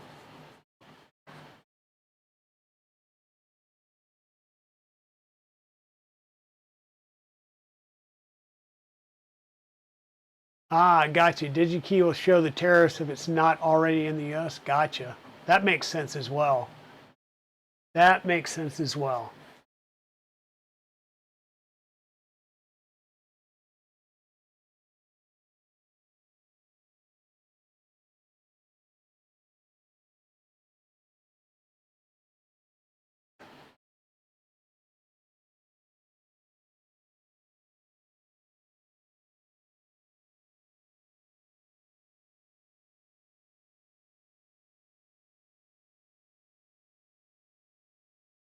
Yeah, and hopefully pretty soon, Waters, I'm going to be bringing the two Wolfgang printers back. The one's already done. It's just, you know, the V0 is already done. It's the 2.4 that I'm still finishing up on, but it's very, very close. If I can get the afterburner to print, then I'm considering it done. It is pushing plastic, but I just need to clean the build plate, and if I can get a print to stick, it'll be considered done.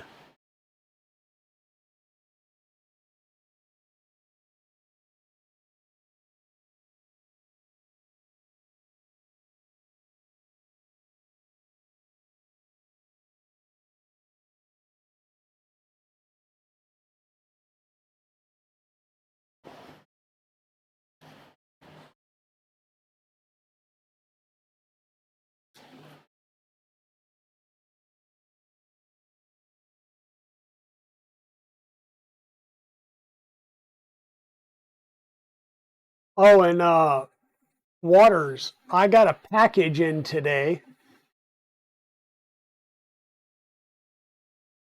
I'll have to remember to bring that with me as well.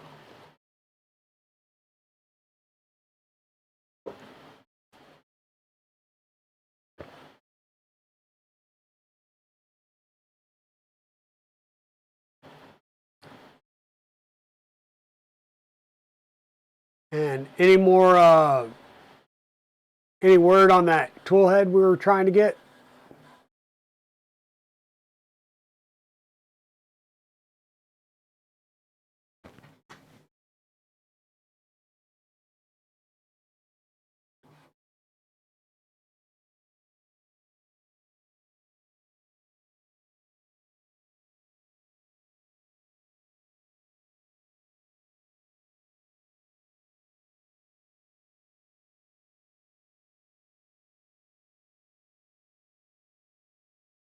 Oh crap, that's right. They're on vacation, weren't they?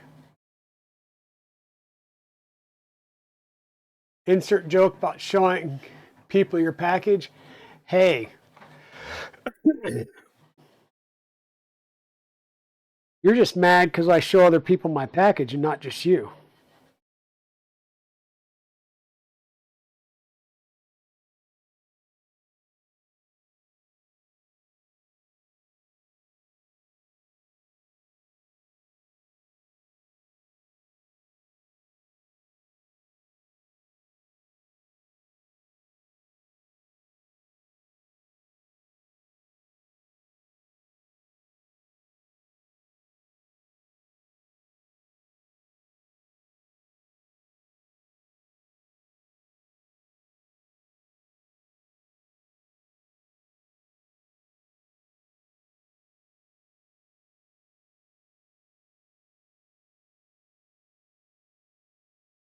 You know, I've also got a Jabberwocky that I need to build as well. So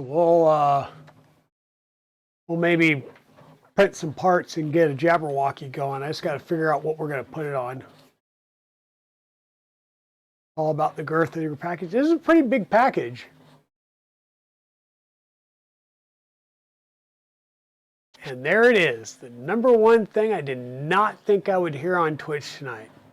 Well, Philinux, you can always hear that on Twitch. You just got to figure out the right channel to go to. I mean, hell, yesterday we were having a coffee and lube stream. Lubing my balls and rails all night.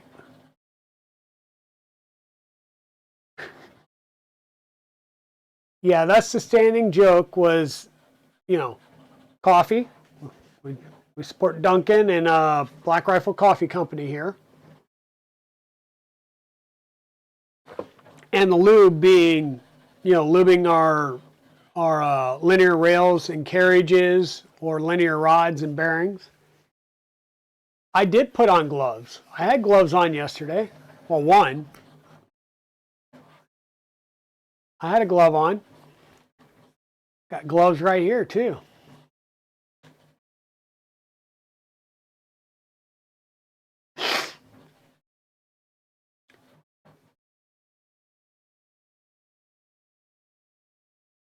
No, I don't use the black latex ones, but you weren't making dildo? Oh, God, Clown Hammer.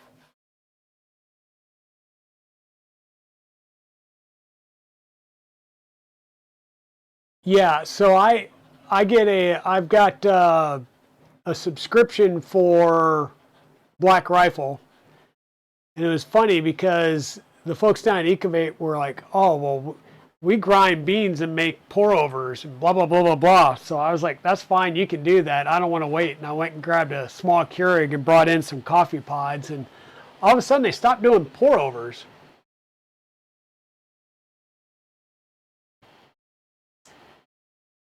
You still don't know if Zombie got it or not? Got it or not? Probably not. Hey, hey, hey, I know.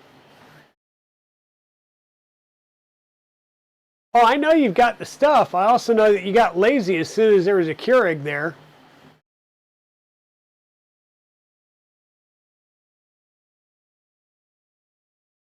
Is the other one who was all pretentious about it. And that's funny because I've seen her use the Keurig too.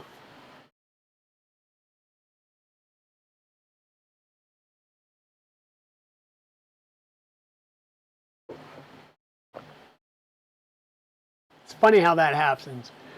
Also went out and grabbed a couple of the Black Rifle Energy, not the coffee shots, but the actual Black Rifle Energy drinks. Trying those out. Seeing how they compare to like Monster and stuff like that.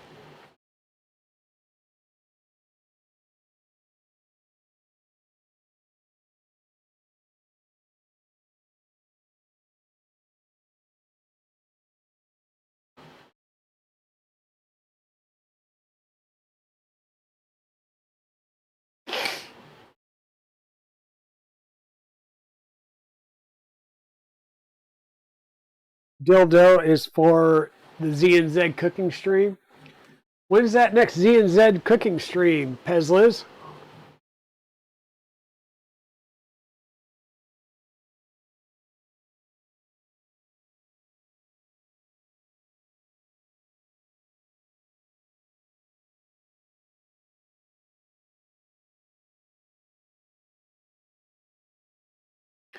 Oh, Monday at 10 p.m.? Awesome.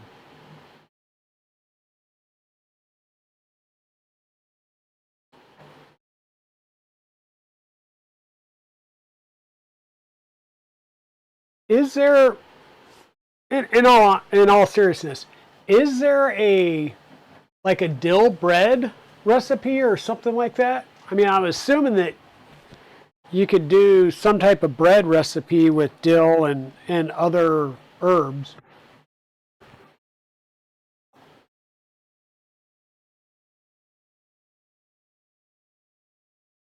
Yes? Okay. Yeah, I mean, it makes sense. I figured there, as I was thinking about it, I figured it probably would be.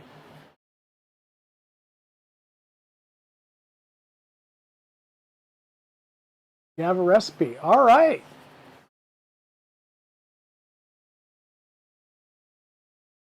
Well, make your dill dough. Bake up some bread. And then make Zombie try it with Pex Pepper's hot sauce or salsa. Biscuits with some cheese and dill. Nice. Okay. Network manager for the network panel. So this is the thing. If you do this, then normally what it says is you have to log in and change the IP from Klipper screen. So, I don't know. We'll go ahead and say yes. If it breaks, it breaks. I'll run downstairs and put a screen on it, and we'll fix it with the screen. Then the other thing that we're going to do, hey, look, it just killed the network connection. Awesome. So we'll give it a second to do its reboot. We'll log back in if we can. If not, I'll run down and get a screen that we can plug into it.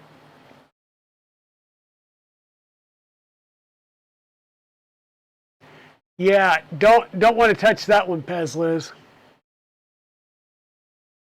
Dill rye bread. Oh, that makes sense. Yeah.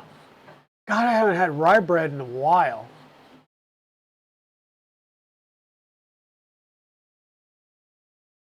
God, I might have to go by Panera tomorrow and see if they've got any rye bread.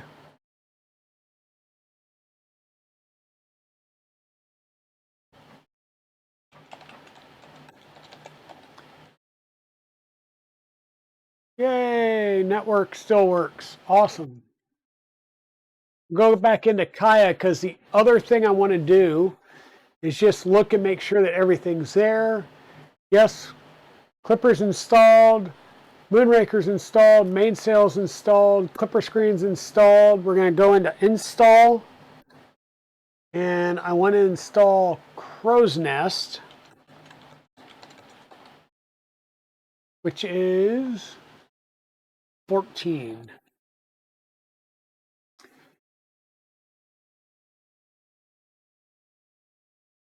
Good rye is hard to find.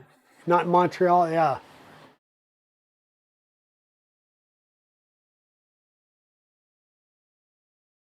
Brisket on rye, that would be interesting. Yeah, rye bread, normally if you're doing I've had it on brisket sandwiches with corned beef and hash. A double patty melt with bacon on rye bread is amazing. Can't eat it anymore, but it was amazing.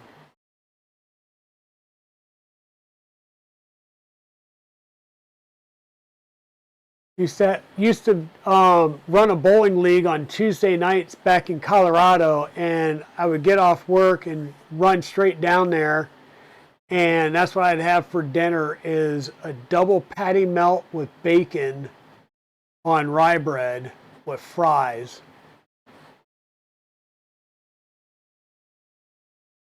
Which is probably one of the reasons why I was 298 pounds, but damn, it was good.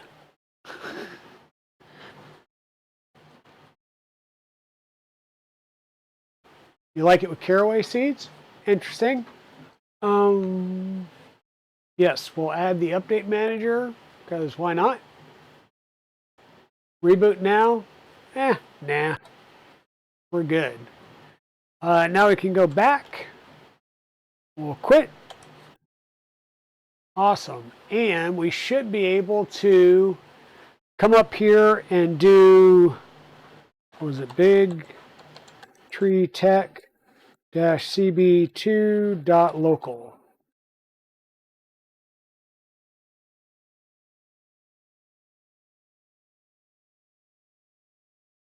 Yeah. Let's try actually spelling tree correct.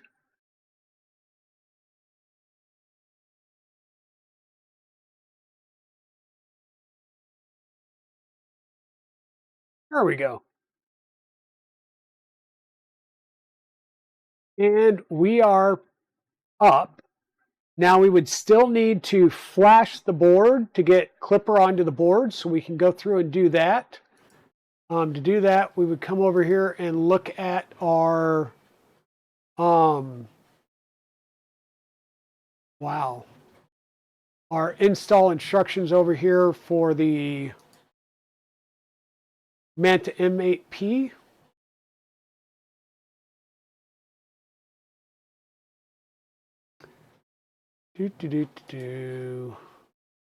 There we go.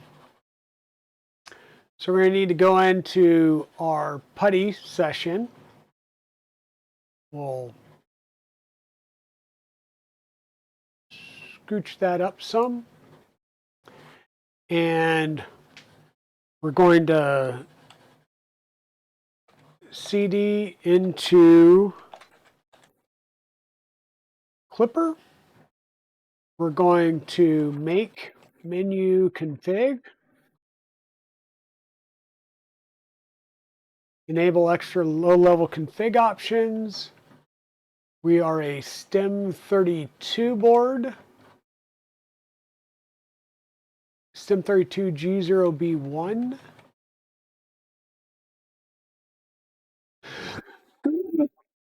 Oh, excuse me.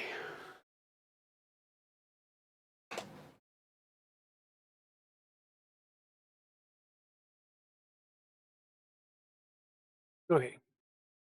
STEM32G0B1, 8 kilobit bootloader, 8 megahertz crystal for the clock reference. We are doing USB. I have no idea what that is, but we'll leave it checked.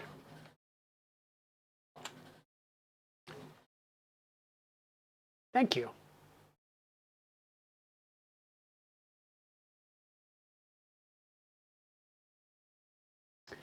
Catapult, bootloader, and profit. There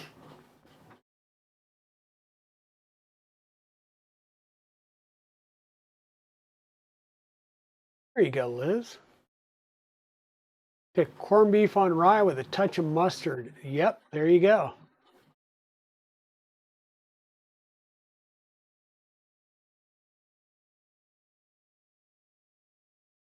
So we'll do a make.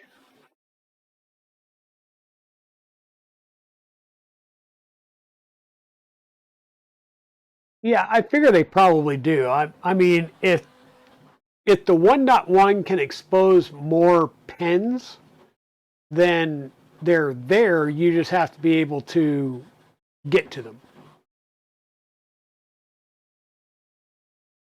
Yeah. And that is soldering that I probably do not want to do. I don't mind soldering some things, but soldering on circuit boards is not desirous for me.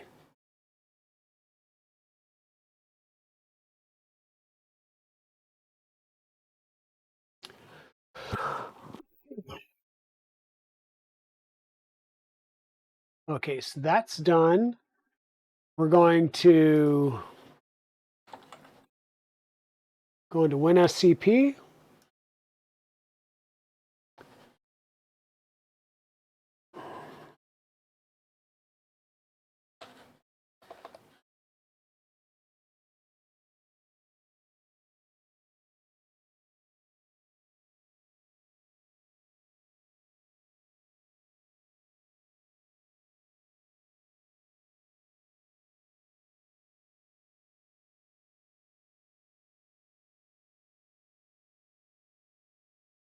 And we'll go into Klipper, out, and we'll grab that Klipper bin file and pull it over.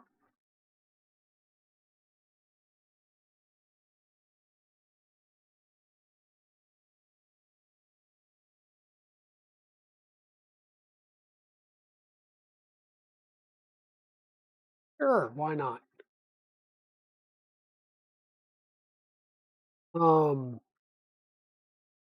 Why did I do that? I don't know.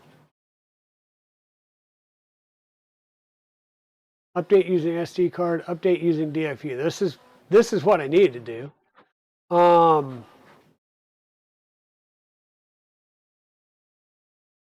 So ls/dev/serial/by-id.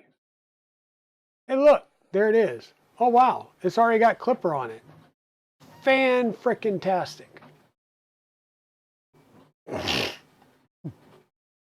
So we'll just do it with DFU mode.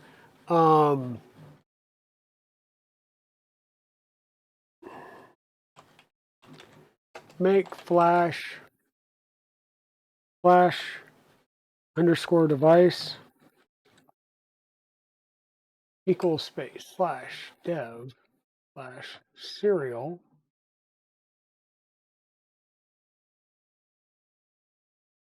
by ID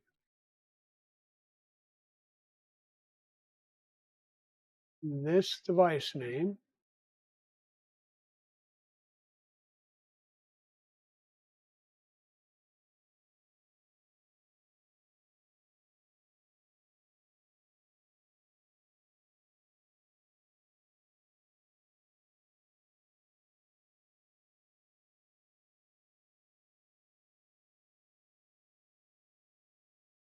There we go. And somebody might be saying, well, it had Klipper on it. Why are you redoing it? I don't know when this was done, so chances are it may have a really old version of Klipper on it, or it may be, brand new. Who knows? It's always good to start fresh. We did receive the error at the end, but that's no big deal. It's on the get status.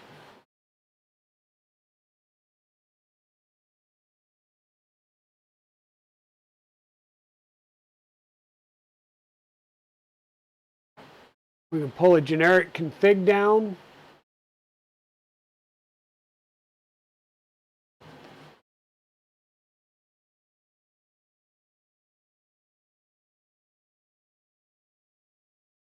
Yeah, if it was a factory flash, it would be ancient. That is true.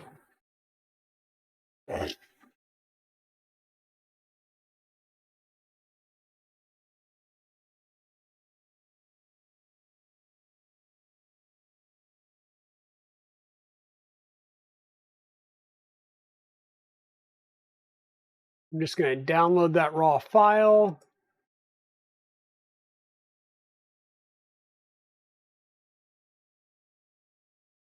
Come over here. We will upload said raw file.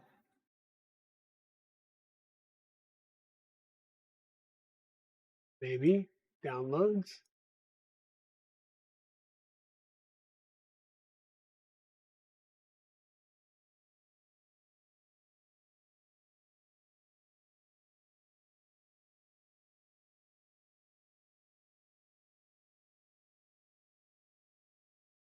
Oh.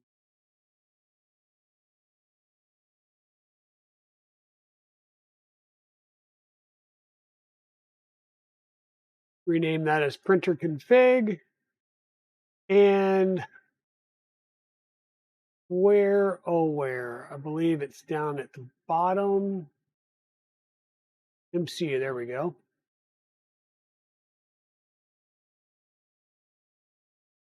We will grab the MCU config.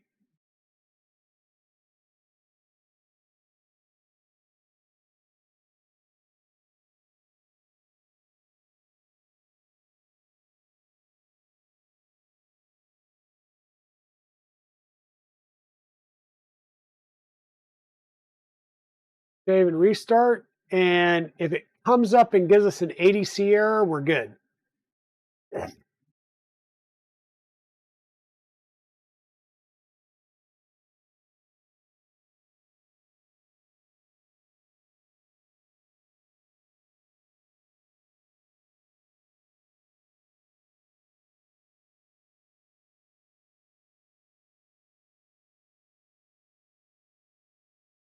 Interesting.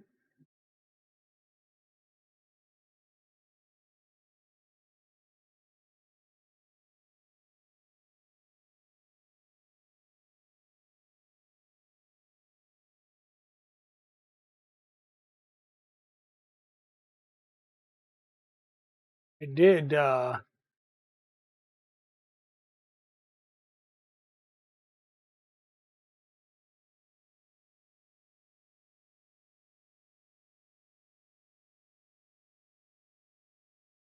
Yeah.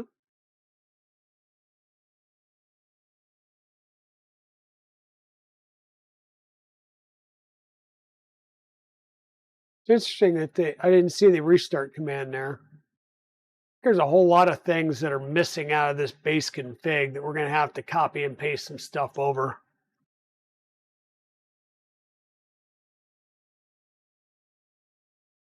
Because it should have failed overwrite now if it was talking to that board already. So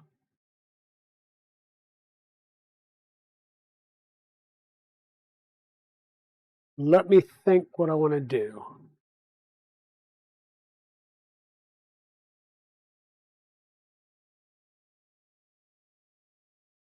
Quick reset on the board.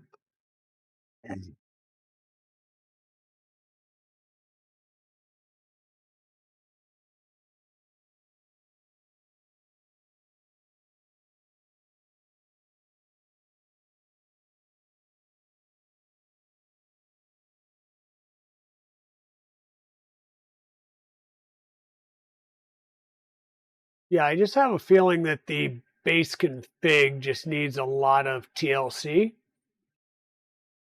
So do I have, no, eesh.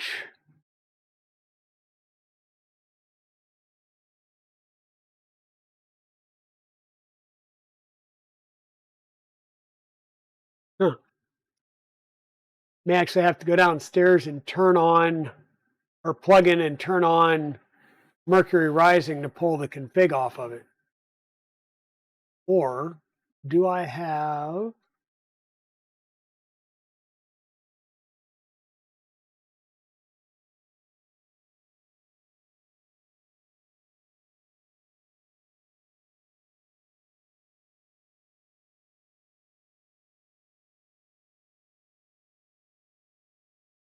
two-factor authentication? It's great, but it's not.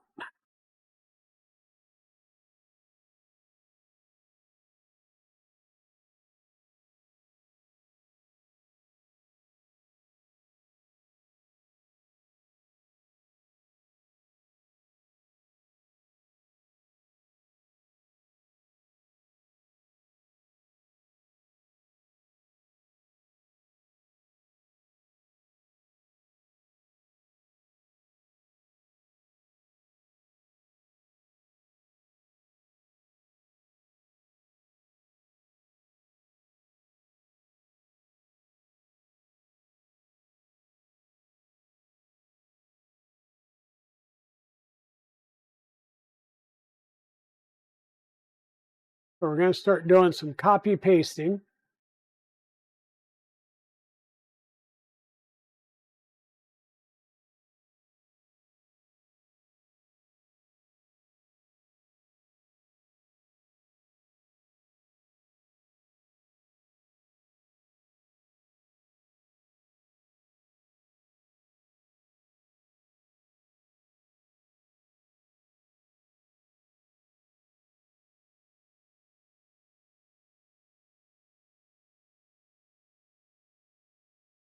The reason all your go-to printers have their Pi's on separate 5-volt supplies, so you can turn the 24, 48, 60 supplies with the relay.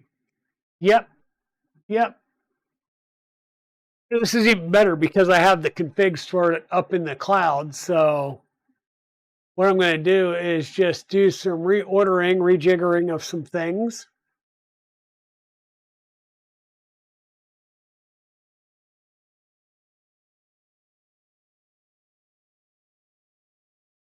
Include section, kinematic section. Let's hold off on that input shaper. And we'll put it in, we'll add that in there.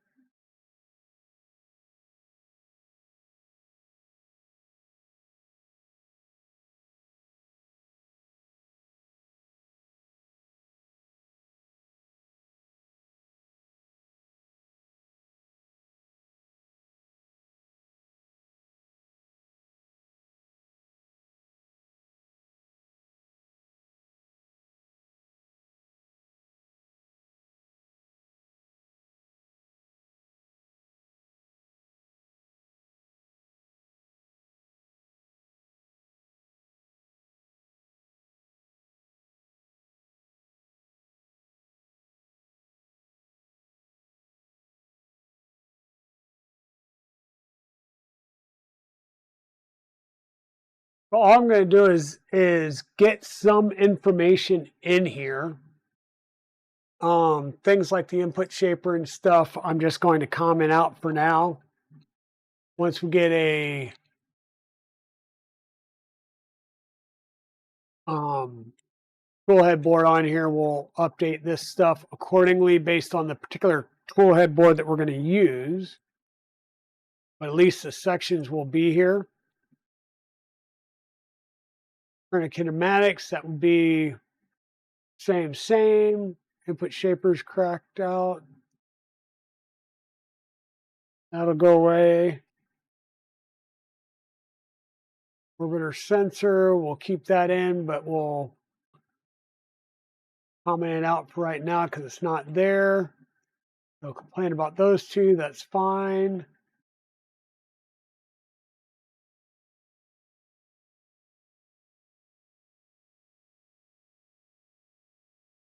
Fine for right now. Was that a 1.0 board in there?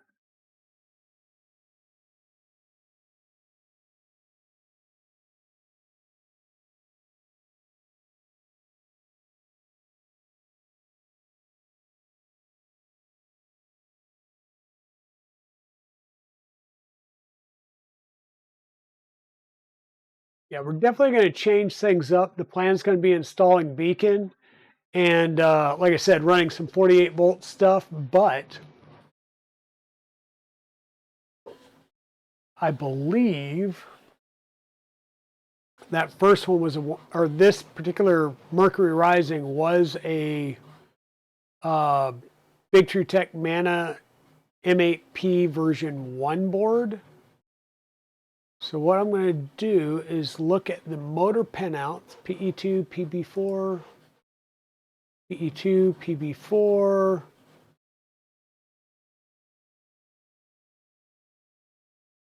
Yep.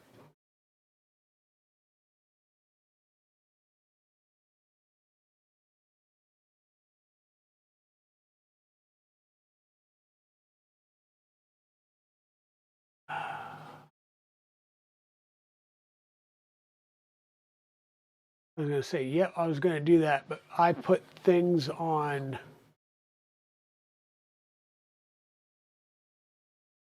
You know what? We're going to roll with it. We're going to roll with it. Where were we at? I've got motion section. All right. We're going to roll with it, and we will make adjustments on the board based on the motors that we're grabbing to do this.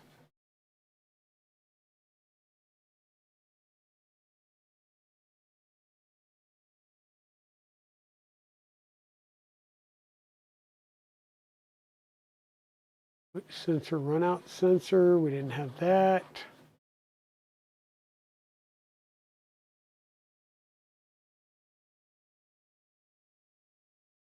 We're using the same exact bed heater and stuff. We're going to plug things into the same place.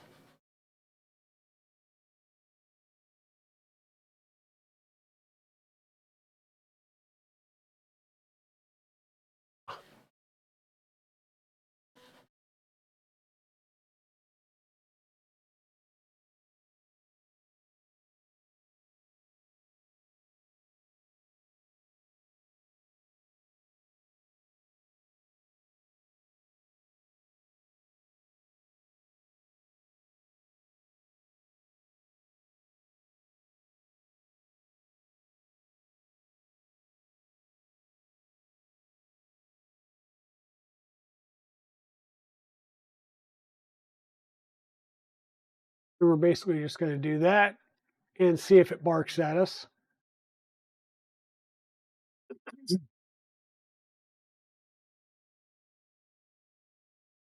Sorry about that. And it's complaining because we don't have macros and some of the other things. So we'll come over here, we'll grab adaptive mesh, line purge,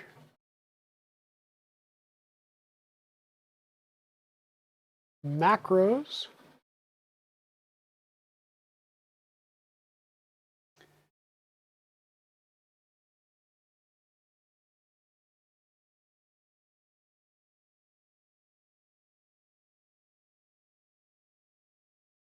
We will upload files. We'll grab adaptive, line purge, and macros. We'll upload those. Clean up the names to get rid of the extra characters.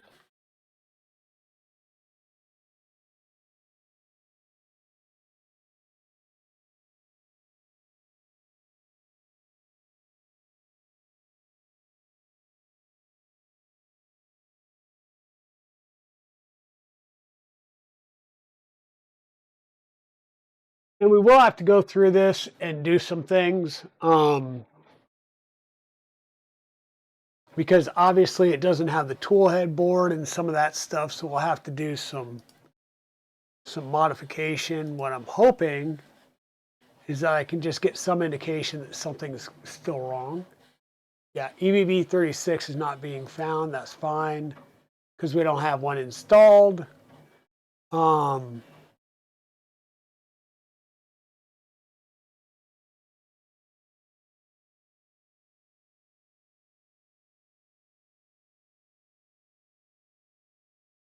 You know, we could probably switch this over, or not switch this over, but come in here and do the orbital board because I'm pretty sure that's what I'm going to use on this versus a Nighthawk 36 or an EBB 36.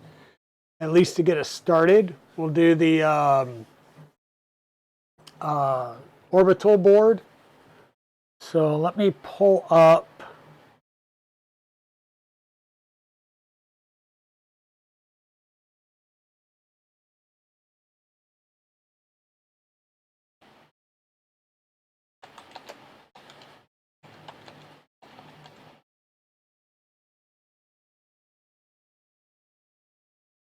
Is that an orbital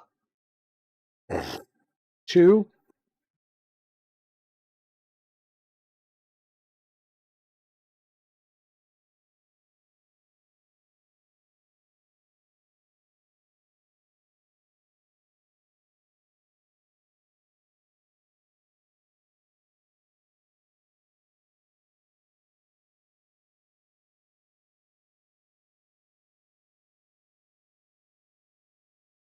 Look, there's for a sensor, and there's the O2.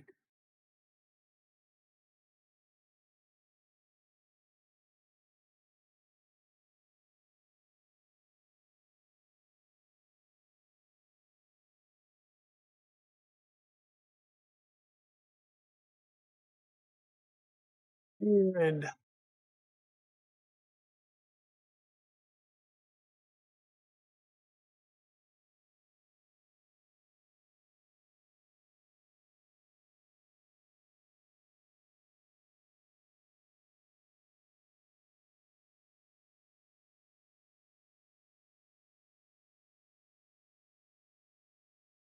optimized for the shape. Automotive USB connection with a Raspberry Pi. Okay, that's whatever. Accelerometer is a list 2DW12, so that'll be a little bit different. RGB light driver, onboard temp sensor, advanced thermal management. Where did everyone in chat go? They probably got bored of me sitting here chatting, but they got quiet. I see K2 Kevin's still there, and he's being quiet.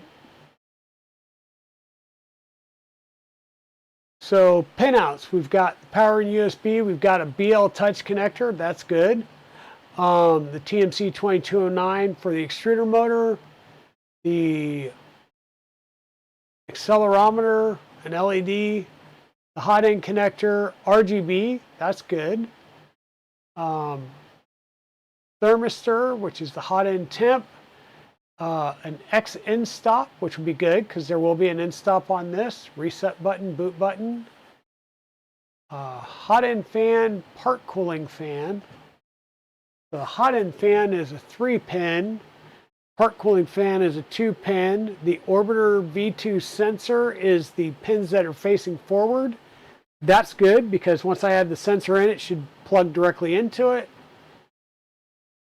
And the tool fan. You got sucked into Instagram Reels. Yeah, desk scrolling. There you go.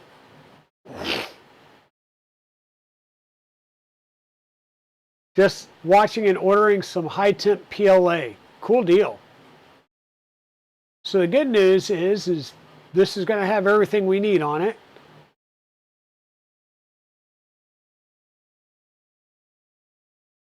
Blah, blah, blah, blah, blah, blah, blah. Connection, USB to this device, power supply to this device, and then pins from that device, or cable from that device to that device. Awesome. Hot end temperature sensor.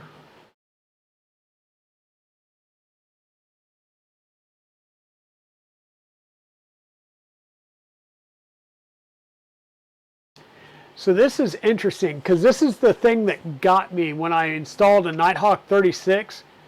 I kept trying all the different NT100 style thermistors, and the thermistor readings were all over the place. I did not realize, one, that they had a PT1000 in there, and two, that there was, nothing you had to do other than just say PT1000. There was no dip switch or anything. So that kind of took me by surprise at first on the Nighthawk 36. Hot end heater driver circuit is implemented with active protection against short circuits.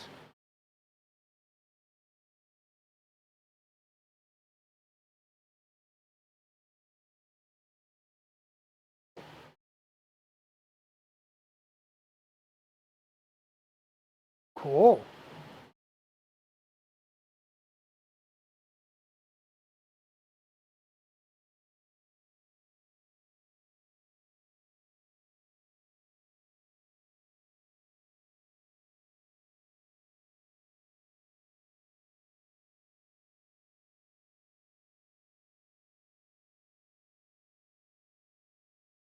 Okay, fan driver outputs, blah, blah, blah, hot end fan output.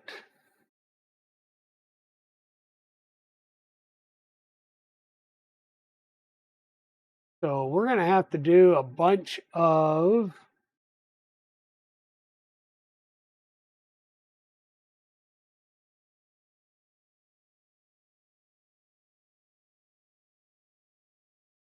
Klipper configuration stuff.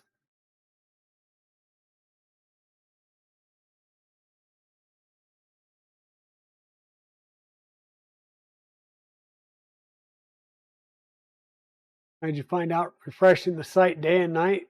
Probably.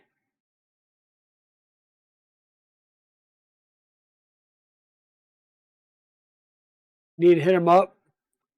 Yeah, so it looks like I'm going to have to really dig through this manual and figure out all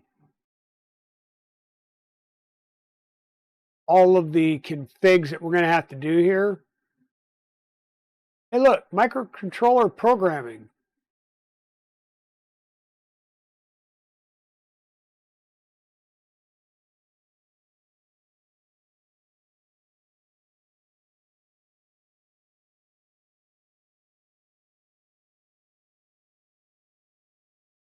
Trying to think, what we got to do? We got to.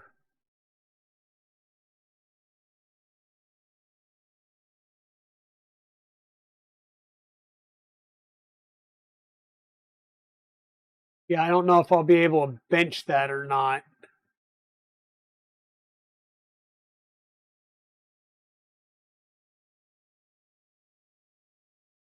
I'm hoping it's flash, so we won't need to do anything.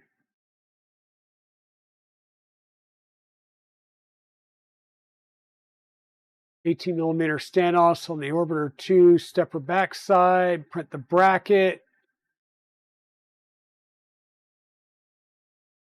Non-clickable link. Dang it.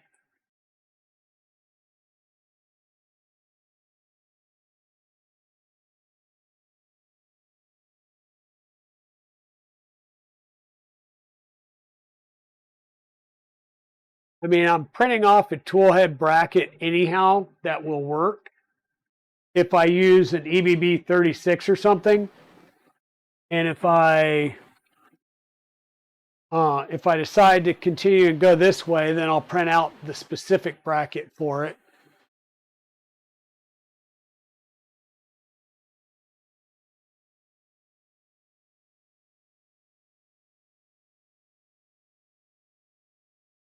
So, okay.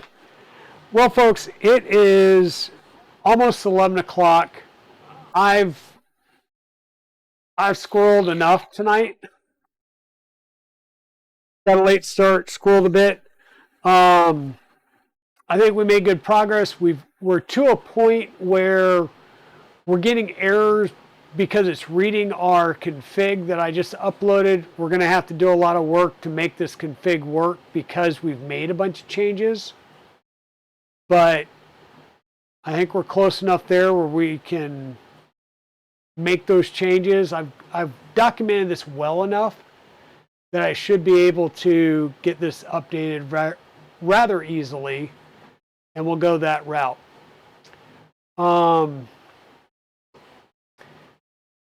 If I need more info about that DM, let me know.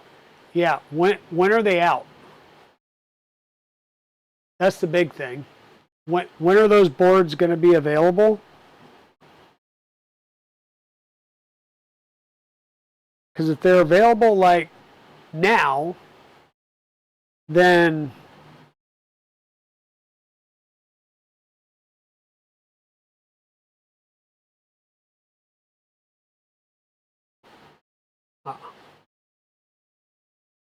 yeah, like if I can get my hands on one now, great. If not, then I'm gonna have to work something else out. And I want to stay with USB. I don't want to do CAN bus on this.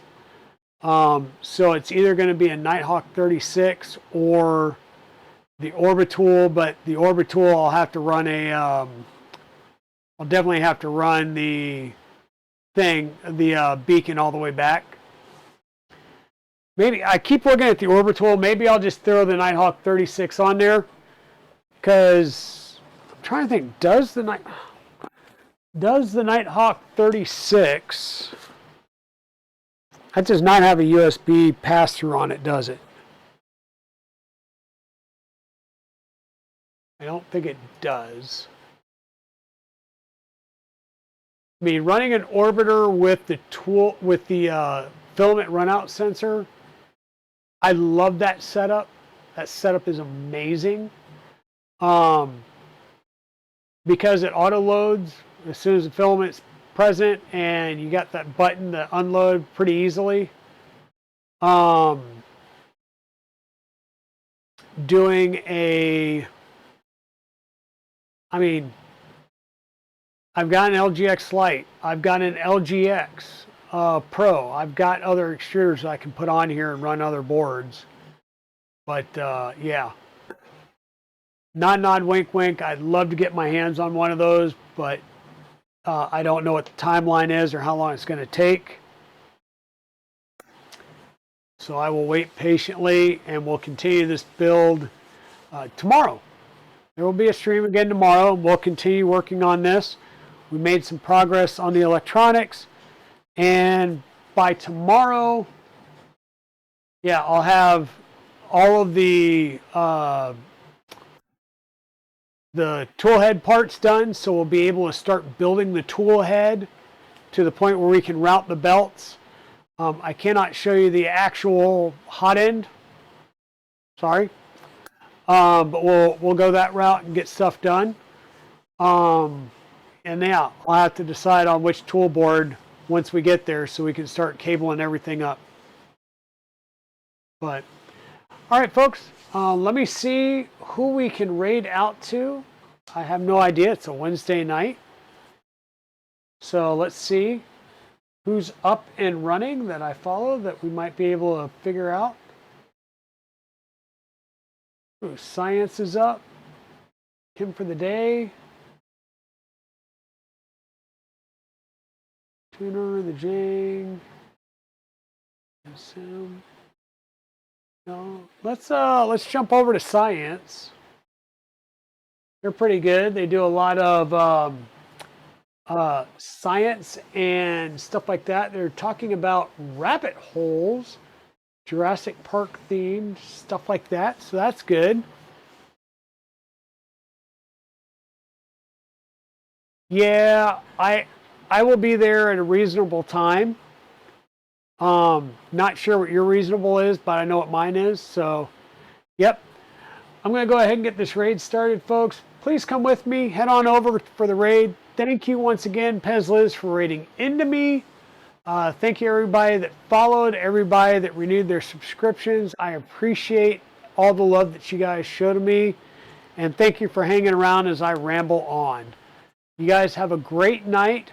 I will see you over in Science Stream, and I will see you guys tomorrow night here as we come back and start working on this more. Thanks all. Have a great night. If you're watching this later on YouTube, thank you once again for being here.